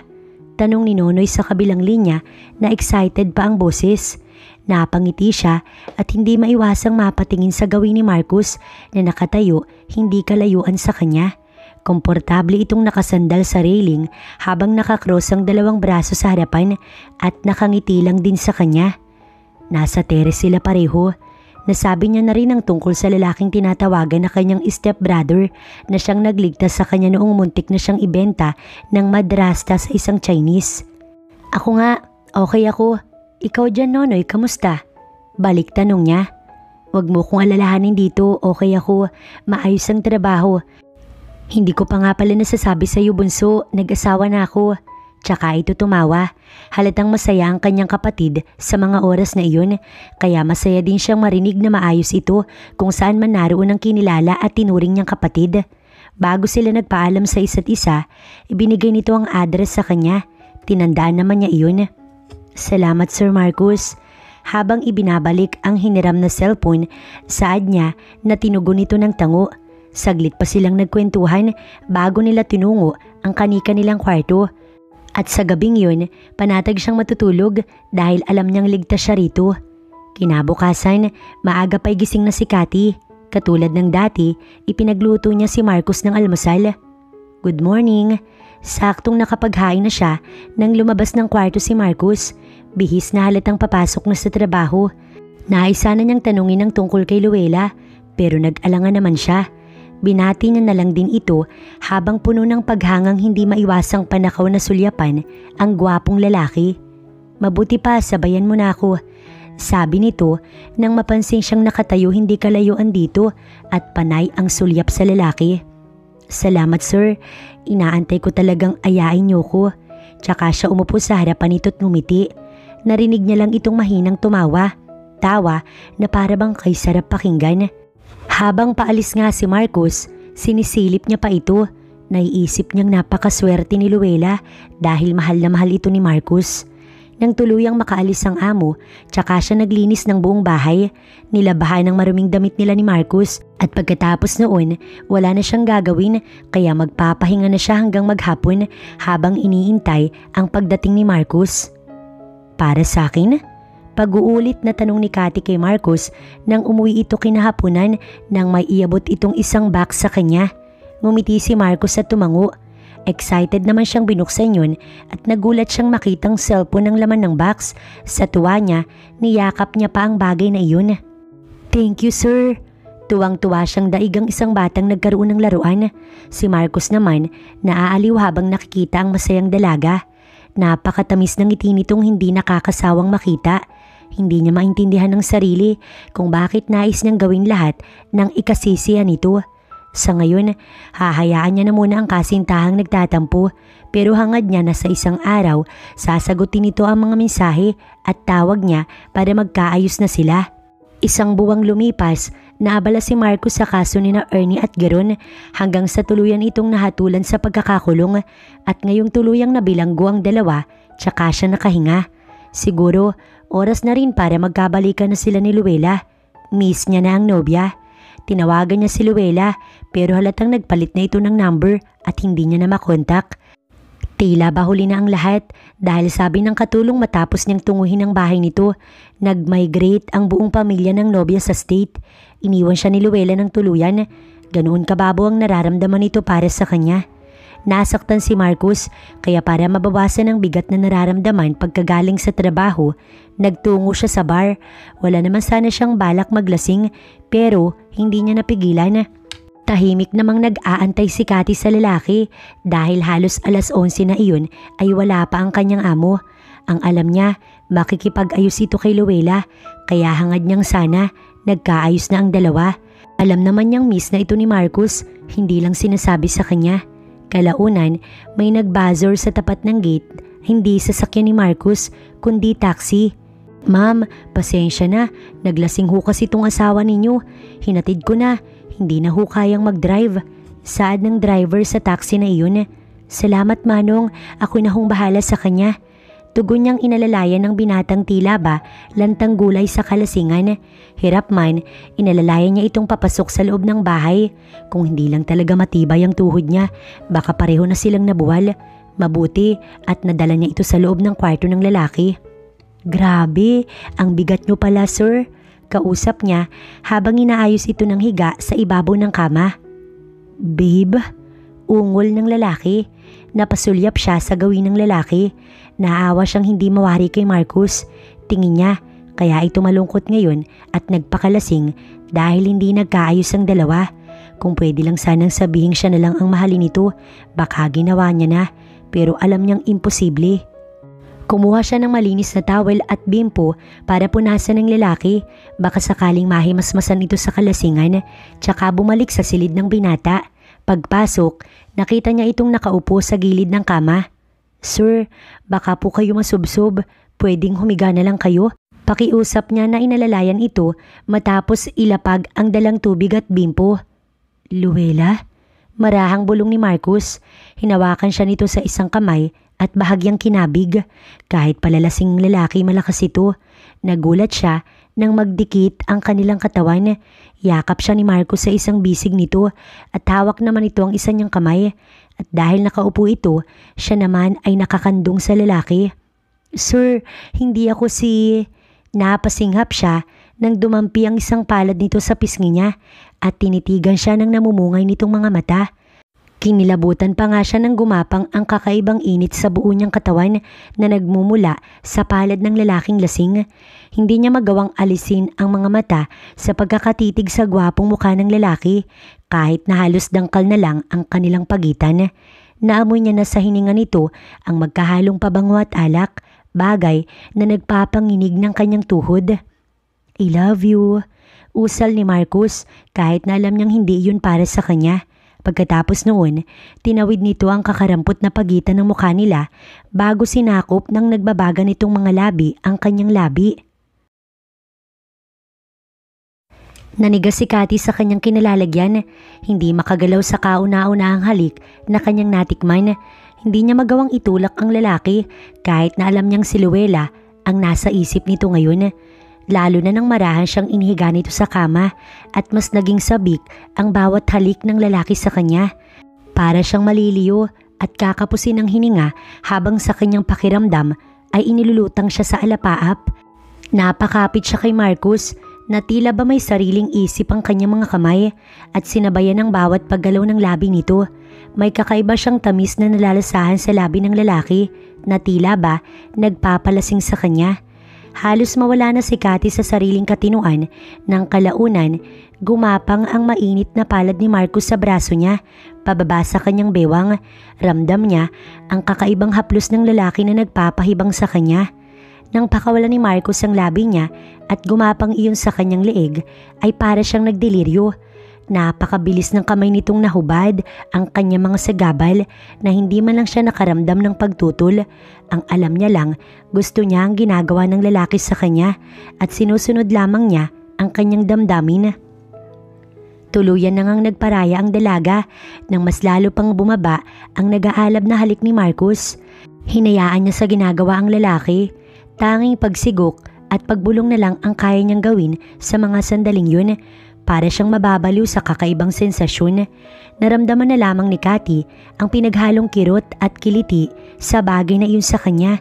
Nang pag-isahin ni Marcus ang kanilang mga katawan, mas lalo siyang mahigpit na napayakap sa lalaki. Pagkatapos ng pag-angkin sa kanya, puno ng pagmamahal siyang tinitigan ni Marcus sa namumungay at inaantok nitong mga mata. Naramdaman pa niyang pinahid nito ang luha niya sa pisngi, tanda na nasaktan siya sa unang pag-angkin ni Marcus sa kanya.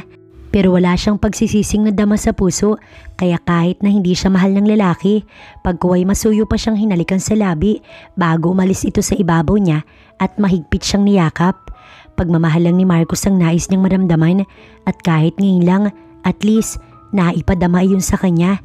Nangangako siyang pagkatapos nito, hindi siya maghahabol. Maya-maya, naghihilik na ng mahina si Marcos, tsaka siya kumilos at marahang inalis ang braso ng lalaki. Napangiwi siya sa sakit sa gitna niya nang piliting bumaba ng kama. Tumuloy siya sa banyo, naligo at nagbihis. Pagdating sa kanyang silid, nag-impake siya sa kakaunting damit na nasa kanyang drawer. Ora mismo, aalis na siya sa pudar ni Marcos dahil ayaw niyang mas lalong mahirapan ng lalaki.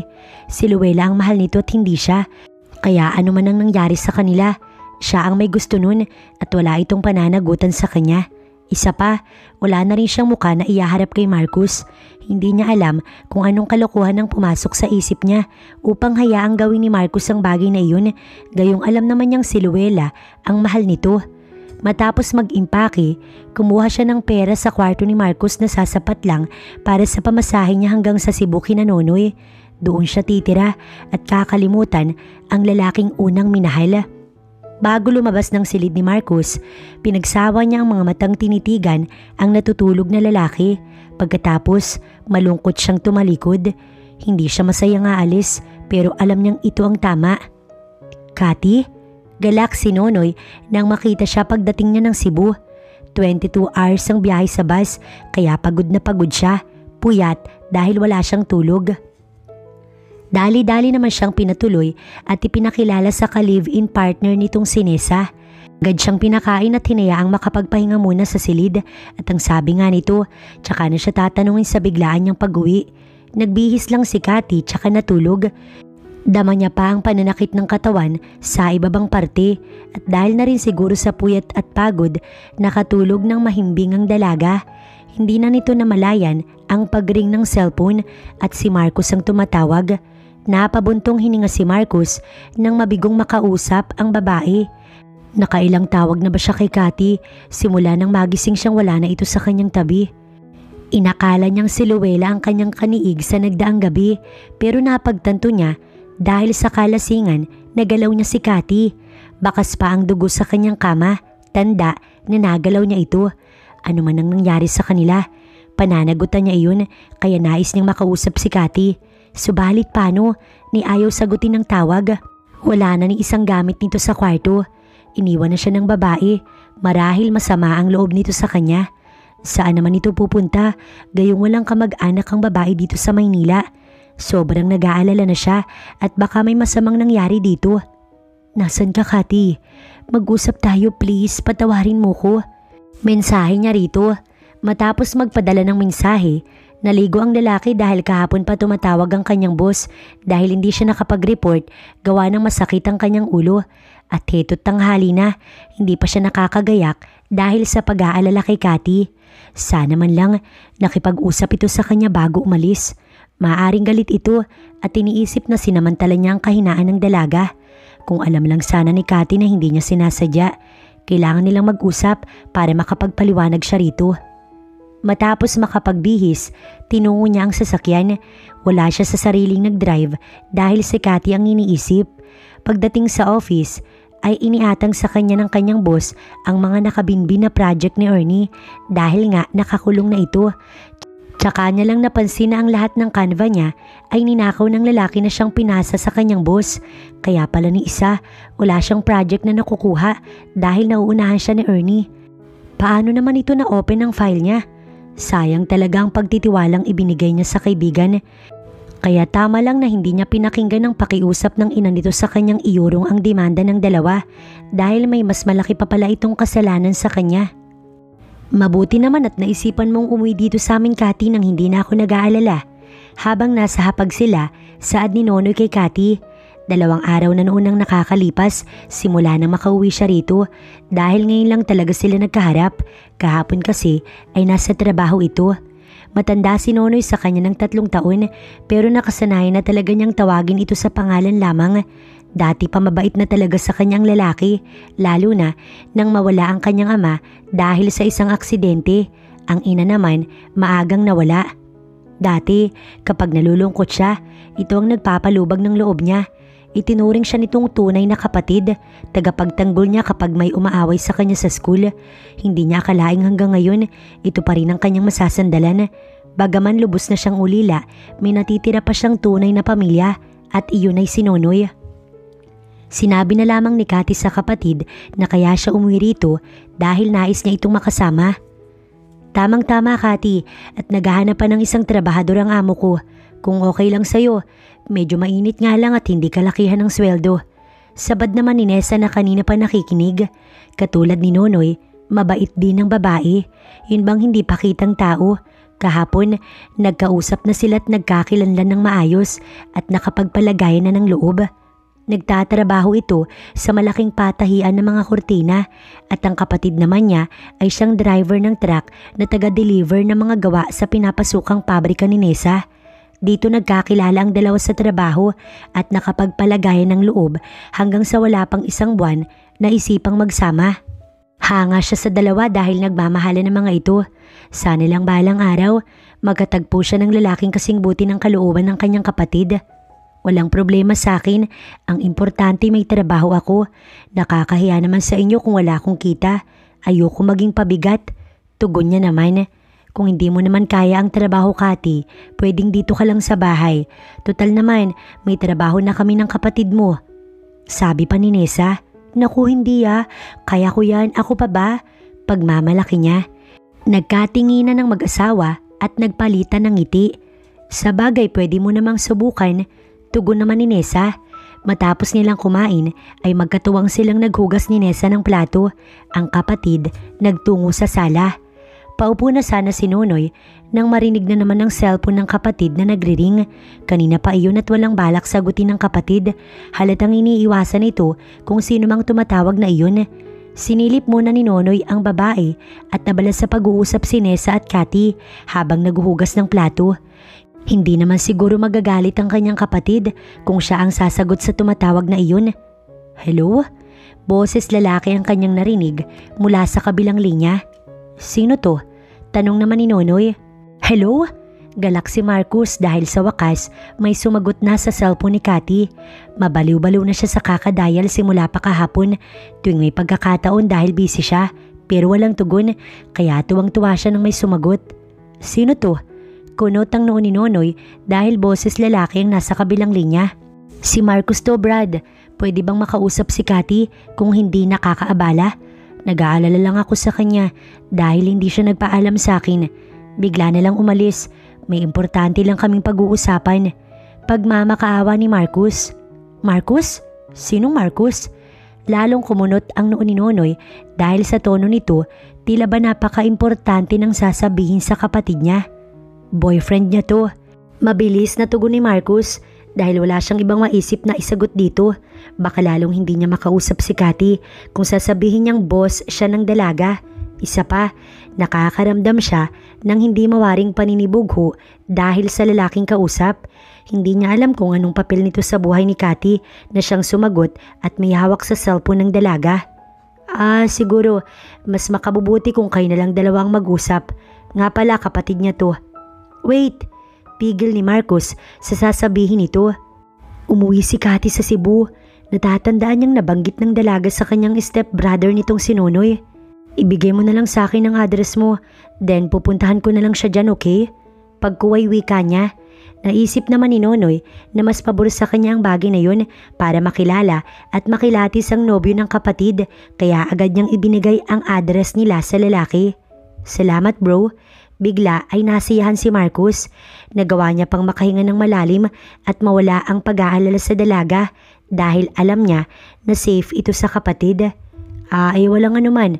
Sandalit, tatawagin ko lang si Cathy. Hindi na, pupuntahan ko na lang siya dyan pagkatapos ng project ko. Alam kong hindi rin naman niya ako kakausapin sa cellphone. Salamat Brad. Hindi man maunawaan ni Nonoy ang sinasabi ni Marcus, nagkibit balikat na lamang siya. Baka nagkakatampuhan ng dalawa. Rason para umuwi ng Cebu ang kapatid niya. Hindi naman kasi iyon naiiwasan sa isang relasyon. Nang maibaba ang linya, muli niyang ibinalik sa ibabaw ng divider ang cellphone ng kapatid tsaka binuksan ng TV. Naririnig niyang nagkakatawanan pa si Nessa at si Cathy sa kusina.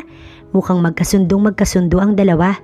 Kinabukasan, kasama si Cathy ni Nessa na pumasok sa trabaho nito. Dala niya ang kanyang requirements na tinungo ang opisina ng amo ni Nessa. Sinamahan pa siya ng babae. Agad naman siyang natanggap dahil kailangan ng tao. Madali lang naman ang trabaho. Sa cutting siya na-assign sa araw na yon at kasama niya pa si Nessa sa pwesto na siyang nagtuturo sa kanya. Nakaupo lang at puputulin ng mga sobrang sinulid sa dulo ng tela. Pagkatapos, isasalansan at dadalhin na sa loob ng patahian upang gawing kortina.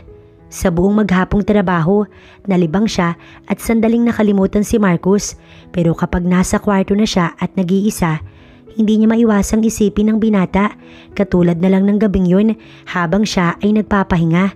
Isa-isa niyang binuksan ang mensahe ng lalaki na 2 araw na sa kanyang inbox. Puro pag-aalala sa kanya ang nasa mensahe nito, nakikiusap na sagutin niya ang tawag ng lalaki. Napapabuntong hininga siya habang binubura lahat ng mga mensahe nito at baka matukso siyang mag-reply. Kahit miss niya na ang lalaki, kailangan niyang supilin ang damdamin dahil sa huli, siya lang ang mahihirapan. Alam niyang darating ang araw, makakalimutan niya rin ang lalaki. Mahirap man, pero kailangan niyang gawin. Hangad niya pa rin na magkaayos si Luella at Marcus. Ngayong wala na siya sa poder nito, baka sakaling madugtungan ng magandang relasyon ng dalawa. Matapos burahin ang lahat ng mensahe ni Marcus sa kanya, tinabi ni Cathy ang kanyang cellphone tsaka pinilit matulog.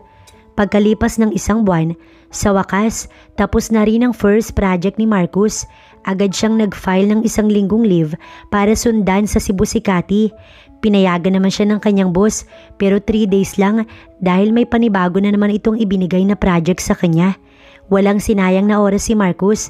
Agad nag-impake pagdating sa bahay at wala pang 2 oras, nasa taxi na siya patungong airport. Cathy, makikita na kita. Bulong ng isip ni Marcus, para bang napakatagal sa kanya ng 1 buwang hindi nakita ang dalaga. Samantala si Cathy, 3 araw ng masama ang pakiramdam kaya hindi bumangon sa umagang yun para pumasok sa trabaho. Bunso, sasabay ka ba sa amin ng ate Nessa mo? Dinig niyang sigaw ni Nonoy mula sa labas. Tamad na tamad siyang tumayo upang buksan ang pinto ng kwarto. Tila ba, hinihigop siyang pabalik sa higaan. Antok na antok siya. Hindi pa man nararating ni Cathy ang pinto, bigla siyang nahilo. Napahawak siya sa kanyang sentido. Cathy, tara na. Bumukas ang pinto at si Nessa ang pumasok. Cathy, anong nangyayari sa'yo? Pag-aalala nito na agad siyang dinaluhong pagkakita sa kanya na hawak ang sentido. Nahihilo ako, Nessa. Sa sinabi niya, nag-alala ito ng sobra. Namumutla ka, Cathy. Ano bang nangyayari sa'yo? May nakain ka bang malamig? Nahihintakutan itong wika at agad darantang tinawag ang asawa. Dahil dito, patakbong lumapit si Nonoy sa kanila. Nanlalamig siya noon pero pinagpapawisan ng malagkit. Lalo siyang nakaramdam ng pagkahilo. Bigla ay nagdilim ang kanyang paningin at ang huli niyang narinig ay ang nag-aalalang sigaw ni Nessa. Pagkalipas ng 3 oras, nagising si Cathy. Mukha ni Nessa at Nonoy ang kanyang nabungaran at nag-aalala sa kanya. Siya naman nakahiga sa kanyang kama. Bunso, mayroon ka bang hindi sinasabi sa akin? Si Nonoy ang unang nagsalita. Mabilis siyang umupo sa higaan. Anong ibig mong sabihin? Pagtataka naman niyang tanong. Nagkatinginan ng mag-asawa bago siya sinulyapan. Cathy, sabi ng doktor na tumingin sa'yo. Sumulya pa muna si Nessa sa gawin ng asawa bago nagpatuloy ng sasabihin matapos tanguan ni Nonoy. Hinawakan siya nito sa kamay kaya takang-taka na rin siya. Cathy, ano kasi? Sabi ng doktor, buntis ka. Dagdag ni Nessa sa nag-aalanganing boses. Sa gulat ni Cathy, nasa po niya ang bibig niya. Siya buntis? Paano na? Wala na siyang balak pang bumalik kay Marcus. Hindi naman niya akalaing magbubunga ang nangyari sa kanila ng lalaki. Ngayon niya lang napagtanto na halos 1 linggo na siyang delay. Napabuntong hininga siya at hindi makaimik ni hindi makatingin sa dalawa. Akala niya okay na ang lahat pero may panibago siyang problema. Bunso, Huwag kang magtatampo sa akin ha. Ako naman ay nag-aalala lang sa'yo. May gusto lang sana akong itanong tungkol dyan sa pagbubuntis mo. Si Marcos ba ang nakabuntis sa'yo? Yung boyfriend mo? Tanong ni Nonoy. Nanlaki ang mata niya. Paano nito nalaman ang tungkol kay Marcos? At ano daw? BF niya? Boyfriend? Tanong niya rito. Anong pumasok sa isip nito para isipin ng kapatid na boyfriend niya ang amo? Wala akong boy. Tao po. Hindi na naituloy ni Cathy ang sasabihin nang may kumatok sa pintuan. Napahinto ito sa pagsasalita at napatingin kay Nonoy. Ako na ang titingin. Sabi kaagad ng lalaki tumalikod. Si Teddy yun na nasa labas ng kanilang bahay, tricycle driver at kapitbahay nila. O Teddy, anong problema? Tanong niya rito. May kasama akong nagpahatid dito sa inyo. Hinahanap si Cathy. BF niya daw. Saad ni Teddy. Sakto namang bumaba si Marcos sa sinasakyang tricycle. Napatitig si Nonoy sa lalaking umiti sa kanya. Magandang araw. Ako si Marcos. Yung nakausap mo sa cellphone ni Cathy 1 month ago. Nandyan ba si Cathy? Excited na tanong ni Marcos. Hinagod siya nito ng tingin mula ulo hanggang paa. Sige Nonoy ha, magpapaalam na ako, hinatid ko lang siya. Singit naman ng lalaki naghatid sa kanya. Nagabot muna siya ng bayad bago muling humarap sa lalaki. Mabutit nagpakita ka Marcos. Buntis ang kapatid ko. Makikiusap sana ako sa iyo na wag mo siyang pababayaan. Kung ano man ang hindi nyo pag-uunawaan, sana mapag-usapan ninyo ng maayos. Halika, tumuloy ka sa loob, nasa kwarto siya. Mahabang wika nang nagpakilalang Nonoy sa kanya na kapatid ni Cathy. Buntis si Cathy? Gulat niyang tanong. Oo, binitbit nito ang kanyang bag tsaka nagpatiuna sa loob ng bahay. Maupo ka muna, tatawagin ko lang si Cathy. Binalingan siya nito tsaka inilapag ang bag niya. Hindi niya nanagawang umupo sa magkahalong pananabik at tuwang makita si Cathy dahil sa narinig mula sa kapatid nito. Magiging daddy na siya. Nagbunga ang minsang naganap sa kanila ng babae kaya wala na itong rason para hindi sumama sa kanya. Cathy, may bisita ka. Pagpasok ni Nonoy sa silid ng kapatid, kasalukuyan nang nakaupo si Cathy sa gilid ng kama. Narinig niya ang usapan sa labas at hindi siya makapaniwalang si Marcos ang dumating. Pero bakit? At paano siya nito natuntun? Nonoy? At tubili niyang saad. Ayoko siyang kausapin. Nag-iwas siya ng tingin sa kapatid niya. Kailangan niyo mag-usap, Cathy. Isipin mo yung bata sa tiyan mo. Si Nessa naman ay dali-daling kumuha ng maayos na damit at sinuklayan siya pagkarinig na nandyan ang ama ng kanyang anak. Lalabas na si Cathy.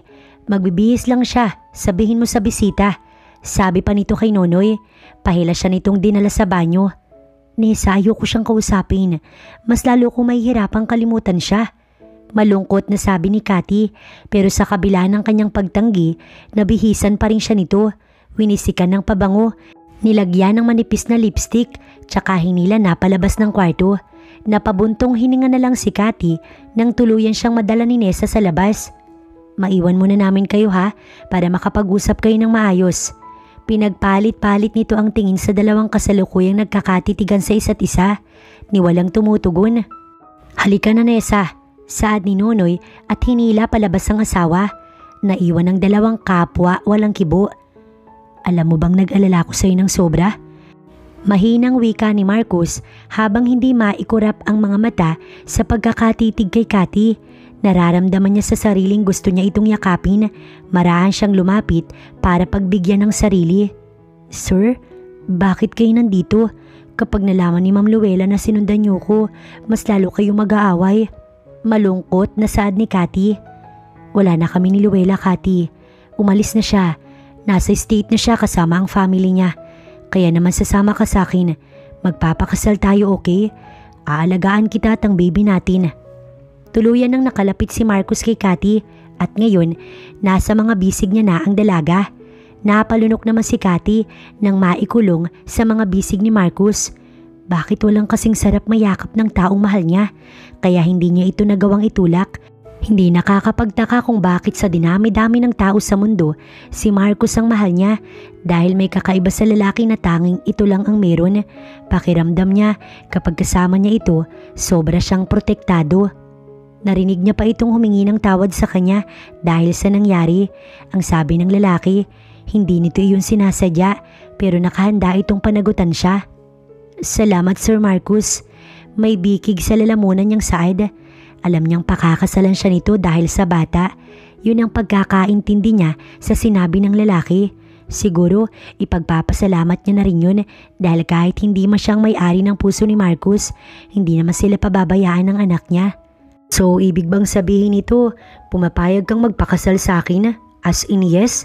Kay lapad ng ngiti nitong tanong, bahagyang lumayo para siya'y titigan. Nagiinit ang pisngi ni Cathy. Ngayon lang siya nakadama ng hiya sa harapan nito. Ang isiping magpapakasal kay Marcus, parang langit na sa kanyang pakiramdam. Hindi ko naman alam na magbubunga yung nangyari sa atin. Ginusto ko yun, sir. Sinamantala ko habang lasing ka. Cathy, hindi mo kasalanan, okay? Putol nito sa kanyang sasabihin. Tumango siya, tsaka napabuntong hininga. Umuo na siya, tapos na ang usapan, kaya nakangiti na sina Nessa at Nonoy na pumasok sa loob ng bahay habang pumapalakpak. Nakikinig lang pala ang dalawa. Salamat naman na to kay na kayong dalawa. Salamat Marcus, tingin ko naman sa'yo.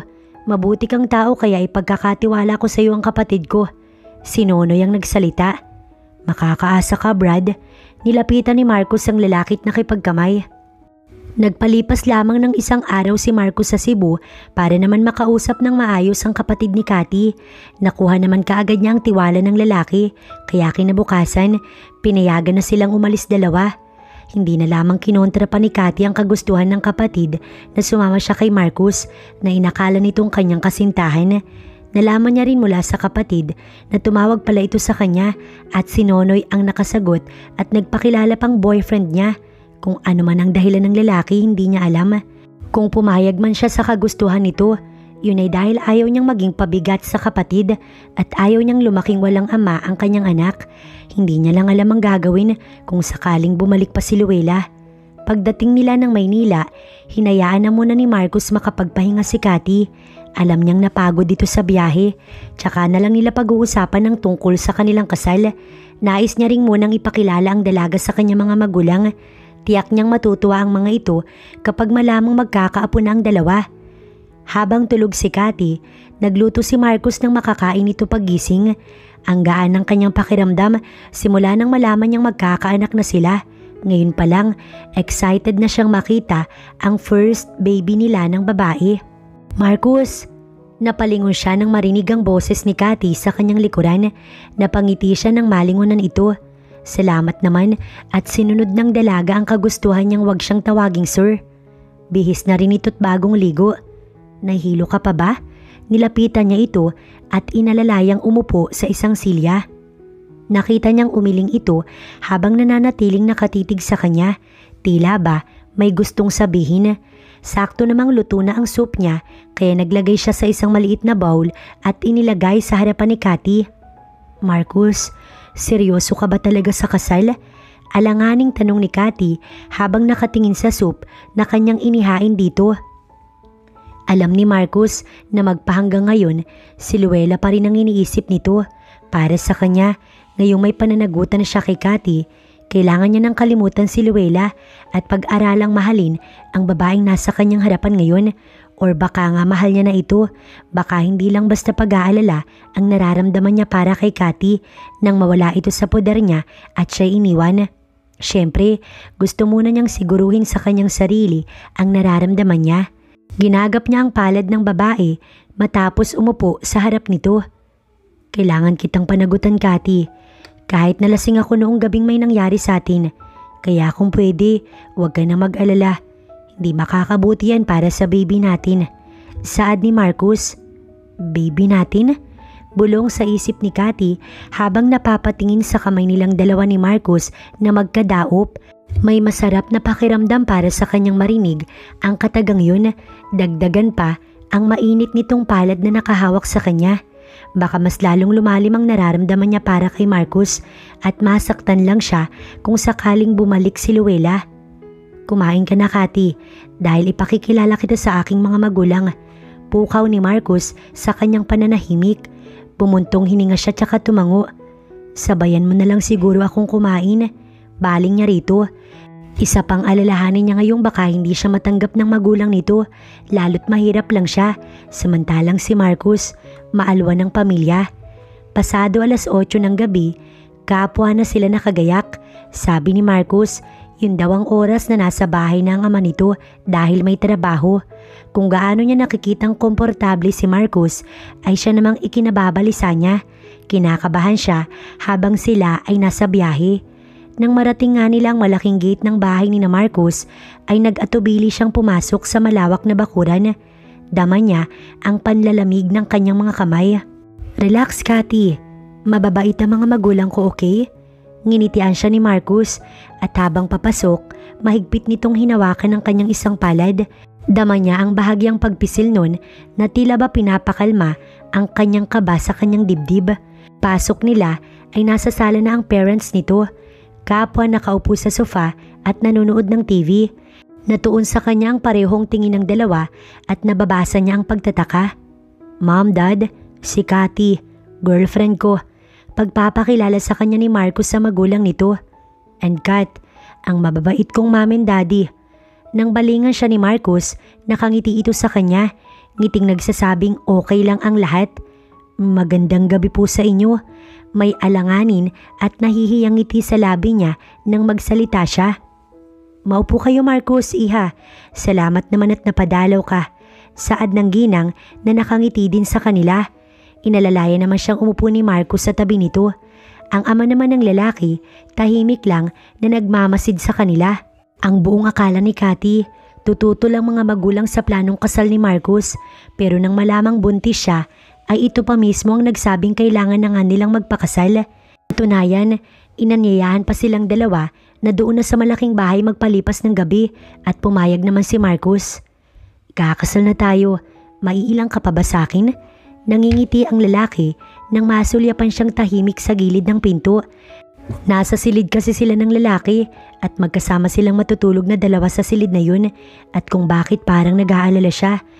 Natatakot ba siyang galawin ni Marcus at sa sobrang pagmamahal niya rito, maisuko na naman niya ang kaban? Pero bukas makalawa, ikakasal na sila at magsasama sa iisang silid. Napaigtad siya nang hawakan ni Marcus ang magkabilang balikat. Sa lalim ng iniisip, hindi niya na malayang nakalapit na ito. "Sabi ko matulog na tayo." Anito sa kanya habang inaalalayan siyang lumapit sa kama. "Marcus, kailangan ba talagang dito tayo magpalipas ng gabi?" "Oo naman, ayoko magtampo sina ma'am. Minsan lang kasi akong dumalaw dito sa kanila." Nang maiupo siya ng lalaki, tsaka niya lang napagtanto na tinititigan siya nito. Nag-init ang magkabilang pisngi niya dahil kapwa sila natitigilang nakatitig sa isa't isa. Biglang lumukob ang katahimikan sa loob ng silid na yun hanggang sa kalaunan, palapit na si Marcus sa kanya. Hinaplos nito ang magkabila niyang pisngi. "Namiss kita, Cathy." Halos bulong na lang yun bago siya yakapin ni Marcus. Hindi siya umimik, kung sana pwede niya ring sabihing miss niya na ang lalaki. Ang kaso, pinigilan niya ang sarili at ninamnam na lamang ang init ng yakap nito sa kanya. Nang hindi siya makatiis sa sobrang miss na nararamdaman sa lalaki, gumanti siya ng yakap. Kalaunan, inaya na siyang matulog. Si Marcus pa mismo ang naghiga sa kanya at naglagay ng kumot. Pagkatapos ay sa baba ito humiga ng kama na tanging kumot lamang ang sapin. Dahil dito, panatag siyang nakatulog. Matapos ang simpleng kasal ni na Marcus at Cathy, tahimik na nagsama ang dalawa sa iisang bubong. Katulad ng dati, pinagsisilbihan ni Cathy ng maayos si Marcus mula pagising nito sa umaga hanggang sa pagtulog. Siya ang magluluto ng almusal nito na siyang nakasanayan niya ng gawin noon pa man. Pag alis naman ng asawa, maglilinis naman siya ng buong bahay at lalabhan ang marurumi nilang damit. Masaya siyang pagsilbihan ng asawa. Samantala si Marcus, sa paglipas ng araw na kasama niya si Cathy, nararamdaman niyang sabik siyang umuwi ng bahay sa maghapong pagtatrabaho para masilayan ng asawa. Abala man sa sunod-sunod na project, ay sinisiguro niyang may sapat siyang oras para sa asawa. Kahit nasa trabaho, tinatawagan niya ito upang kamustahin. Nag-hire na din siya na makakasama ng asawa niya sa bahay para sa nalalapit nitong panganak dahil 7 buwan na noon ang tiyan ni Cathy. Ayaw niya kasi itong mahirapan sa pag-aalaga sa anak nila. Kapag naman mayroon siyang hindi natapos na gawain sa office, madalas ginagawa na lang niya sa bahay, katulad ngayong gabi. Mahimbing nang tulog si Cathy sa ibabaw ng kama habang siya naman abala pa sa ginagawa. Marahan niyang itinigil ang ginagawa at tinitigan ng asawang natutulog. Walang ingay na bahagya siyang lumapit at kinintalan ito ng halik. "I love you, Cathy," bulong niya rito. Tama, mahal niya na ang babae. Sa mahigit 6 na buwan nilang pagsasama ni Cathy sa isang bubong, dama niyang nisaglit, ayaw niya itong mawala sa kanyang paningin. Kapag nasa office naman siya, gustong gusto niya nang umuwi. Hindi mahirap mahalin ng dalaga, kaya hindi nakakapagtaka kung bakit nabaling ang pagmamahal niya rito. Deserve nitong tugunan ng pagmamahal na ipinapakita sa kanya. Minsan niya nang narinig kay Cathy na sinabing mahal siya nito. Hindi niya yun makakalimutan noong minsang inakalang tulog na siya at ang katagang yun ay nanatili sa kanyang puso. Hindi man ito sabihin ng madalas sa kanya, dama naman niya sa pag-aasikaso ng babae sa kanya. Maya-maya, gumalaw si Cathy kaya bumalik siya sa harap ng laptop at nagbisi-bisihan. Tuluyan namang nagising si Cathy at nagulat pagkakita sa asawa na patuloy nagtatrabaho. Pupungas-pungas na umupo sa kama. "Wala ka bang balak matulog, Marcus?" Takang tanong ni Cathy sa asawa nang mapansing madaling araw na nasa harap pa ito ng computer. Kaya pala bukas pa ang ilaw dahil gising pa ito. Ilang magkakasunod na gabi niya na itong napapansin ka noon. Nilingon siya ng lalaki at ngumiti, pagkuway nag-inat at pabagsak na nahiga ang katawan sa kama. Tsaka gumulong palapit sa kanya't yumakap. "Kailangan, Cathy, para to sa future ng baby natin." Saad nito at hinalikan siya. Hindi na nabago kay Cathy ang madalas na paghalik sa kanya ni Marcus dahil sa totoo lang, hinahanap-hanap niya na iyon sa bawat araw. Isa kasi iyon sa mga pagbabagong napapansin ni Cathy sa lalaki. Hindi lang ito mabait, kundi napaka-sweet sa kanya. Palagi siyang may premium kiss pagdating at bago umalis patungong trabaho. Gayong wala naman itong obligasyong gawin iyon dahil ang alam niya, pinakasalan siya para sa anak nila. Pero impokrito siya kung hindi niya amining gusto niya ring mahalin siya ni Marcus katulad ng nararamdaman niya rito. Hinawakan din ito ang kanyang malaking tiyan na ngayon ay 7 buwan na. Hinaplos-haplos ni Marcus yun, bagay na nagbibigay ng kakaibang kiliti sa kanyang pakiramdam. Mabilis niyang pinigilan ang kamay ng lalaki dahil tila gumalaw ang kanyang baby sa loob ng kanyang tiyan. "Okay, ituloy mo na yung ginagawa mo, Marcus." Bahagya niya ring inilayo ang sarili sa lalaki pero kinabig siya nito palapit kaya lalong nagdikit ang mukha nila. Kung kanina ay sa pisngi lang siya nito ginawaran ng halik, ngayon ay maging sa mga labi niya na. Halik na hindi niya kayang tanggihan kasi naman nasasabik siya sa bawat halik nito. Gumanti siya kaya bahala na. Mahal niya si Marcus, hindi niya kayang itanggi yun. Matapos siyang gawaran ng matagal na halik sa labi, bahagya itong nag-angat ng muka at siya'y tinitigan. Nababasa niya sa mata nito ang pagsuyo. "I love you, Cathy," pabulong na saad ni Marcus. Oras na para aminin niya sa asawa ang nararamdamang matagal nang itinatago. Namilog naman ang mata ni Cathy bago nag-init ang gilid ng kanyang mga mata dahil sa luha ng kasiyahan. Ang marinig na mahal siya ni Marcus, parang imposibleng mangyari, hindi siya makapaniwala. "Mahal din kita, Marcus, matagal na." Naiiyak na siya nun at mabilis na yumakap sa lalaki. "Alam ko, Cathy, nararamdaman ko mula sa pag-aasikaso mo sa akin, sa mga titig mo at kapag gumaganti ka sa mga halik ko, alam kong mahal mo ko." Bahagyang nakangiti si Marcus, mas lalo siyang umiyak at nagpasalamat dahil hindi niya inakalang darating din pala ang oras na mamahalin siya ng taong mahal niya. Pagkatapos mag-amina ng mag-asawa ng kanilang damdamin ay muling nagsalo sa isang mainit na halik ang mga ito at sa gabing yun magkayakap na natulog ang mag-asawa at kapwa masaya. Nang isilang ni Cathy ang kanilang first baby ni Marcus, ay lalong napuno ng saya ang kanilang munting tahanan. Hindi lang sila ni Marcus ang masaya, kundi maging ang kanyang mga biyanan. Every weekend ay ang mag-asawa mismo ang dumadalaw sa kanila kapag hindi sila nakakauwi sa mga ito. Wala naman siyang naging problema sa mga kapatid ni Marcus dahil mababait ang buong pamilya ng asawa. 3 taon nang lumipas nang dumating ang sandaling kinatatakutan ni Cathy, ang mag-cross muli ang landas ni na Marcus at ni Luella. Baka kasi mahal pa nito ang dating nobya kahit na palaging sinasabi ni Marcus na wala na itong nararamdaman pa para kay Luella at ang lahat ng pagmamahal ay nasa kanya na. At napatunayan niya iyon sa muling pagkikita ng dalawa ngayon. Namamasyal kasi sila noon sa mall kasama ang nag-iisa nilang anak na lalaki na si Marky. Kapwa natigilan sina Luella at Marcus pagkakita sa isa't isa. Siya naman ay ganoon din. "Daddy, sino po siya?" Tanong ng anak nilang si Marky. May kasamang lalaki si Luella at nakaakbay pa sa babae. Wala siyang nararamdamang selos o ano paman dahil nakaakbay din naman sa kanya si Marcus at karga ang anak nila. "Wala anak," tugon ni Marcus nang lagpasan lamang sila ni Luella matapos irapan. Hindi pa rin ito nagbabago sa ugaling yun. Pagkuway iginaya na sila ni Marcus sa paglalakad.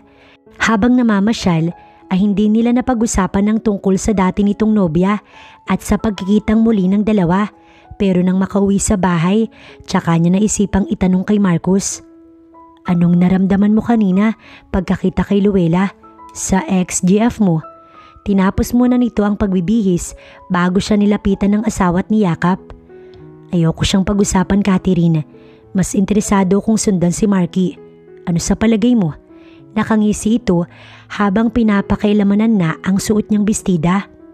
"Okay, pero sa isang kondisyon. Sagutin mo muna ang tanong ko, Marcus. Anong naramdaman mo kanina pagkakita mo kay Luella?" Naglalambing niyang tanong. "Masaya, dahil alam kong masaya na rin siya sa iba tulad ko. Yun lang." Tugon nito kasabay ang pagbagsak ng damit niya sa kanyang paanan. Napatili na lang siya nang buhatin ito patungo sa loob ng banyo. Hindi na rin siya inayaan ni Marcus na makapagsalita pang muli dahil kasunod nun ay ang pag-angkin nito sa kanyang labi. Ilang sandali pa, tanging ingay na lang ng kasiyahan ang maririnig mula sa loob ng banyo kasabay ang marahang pag-agos ng tubig.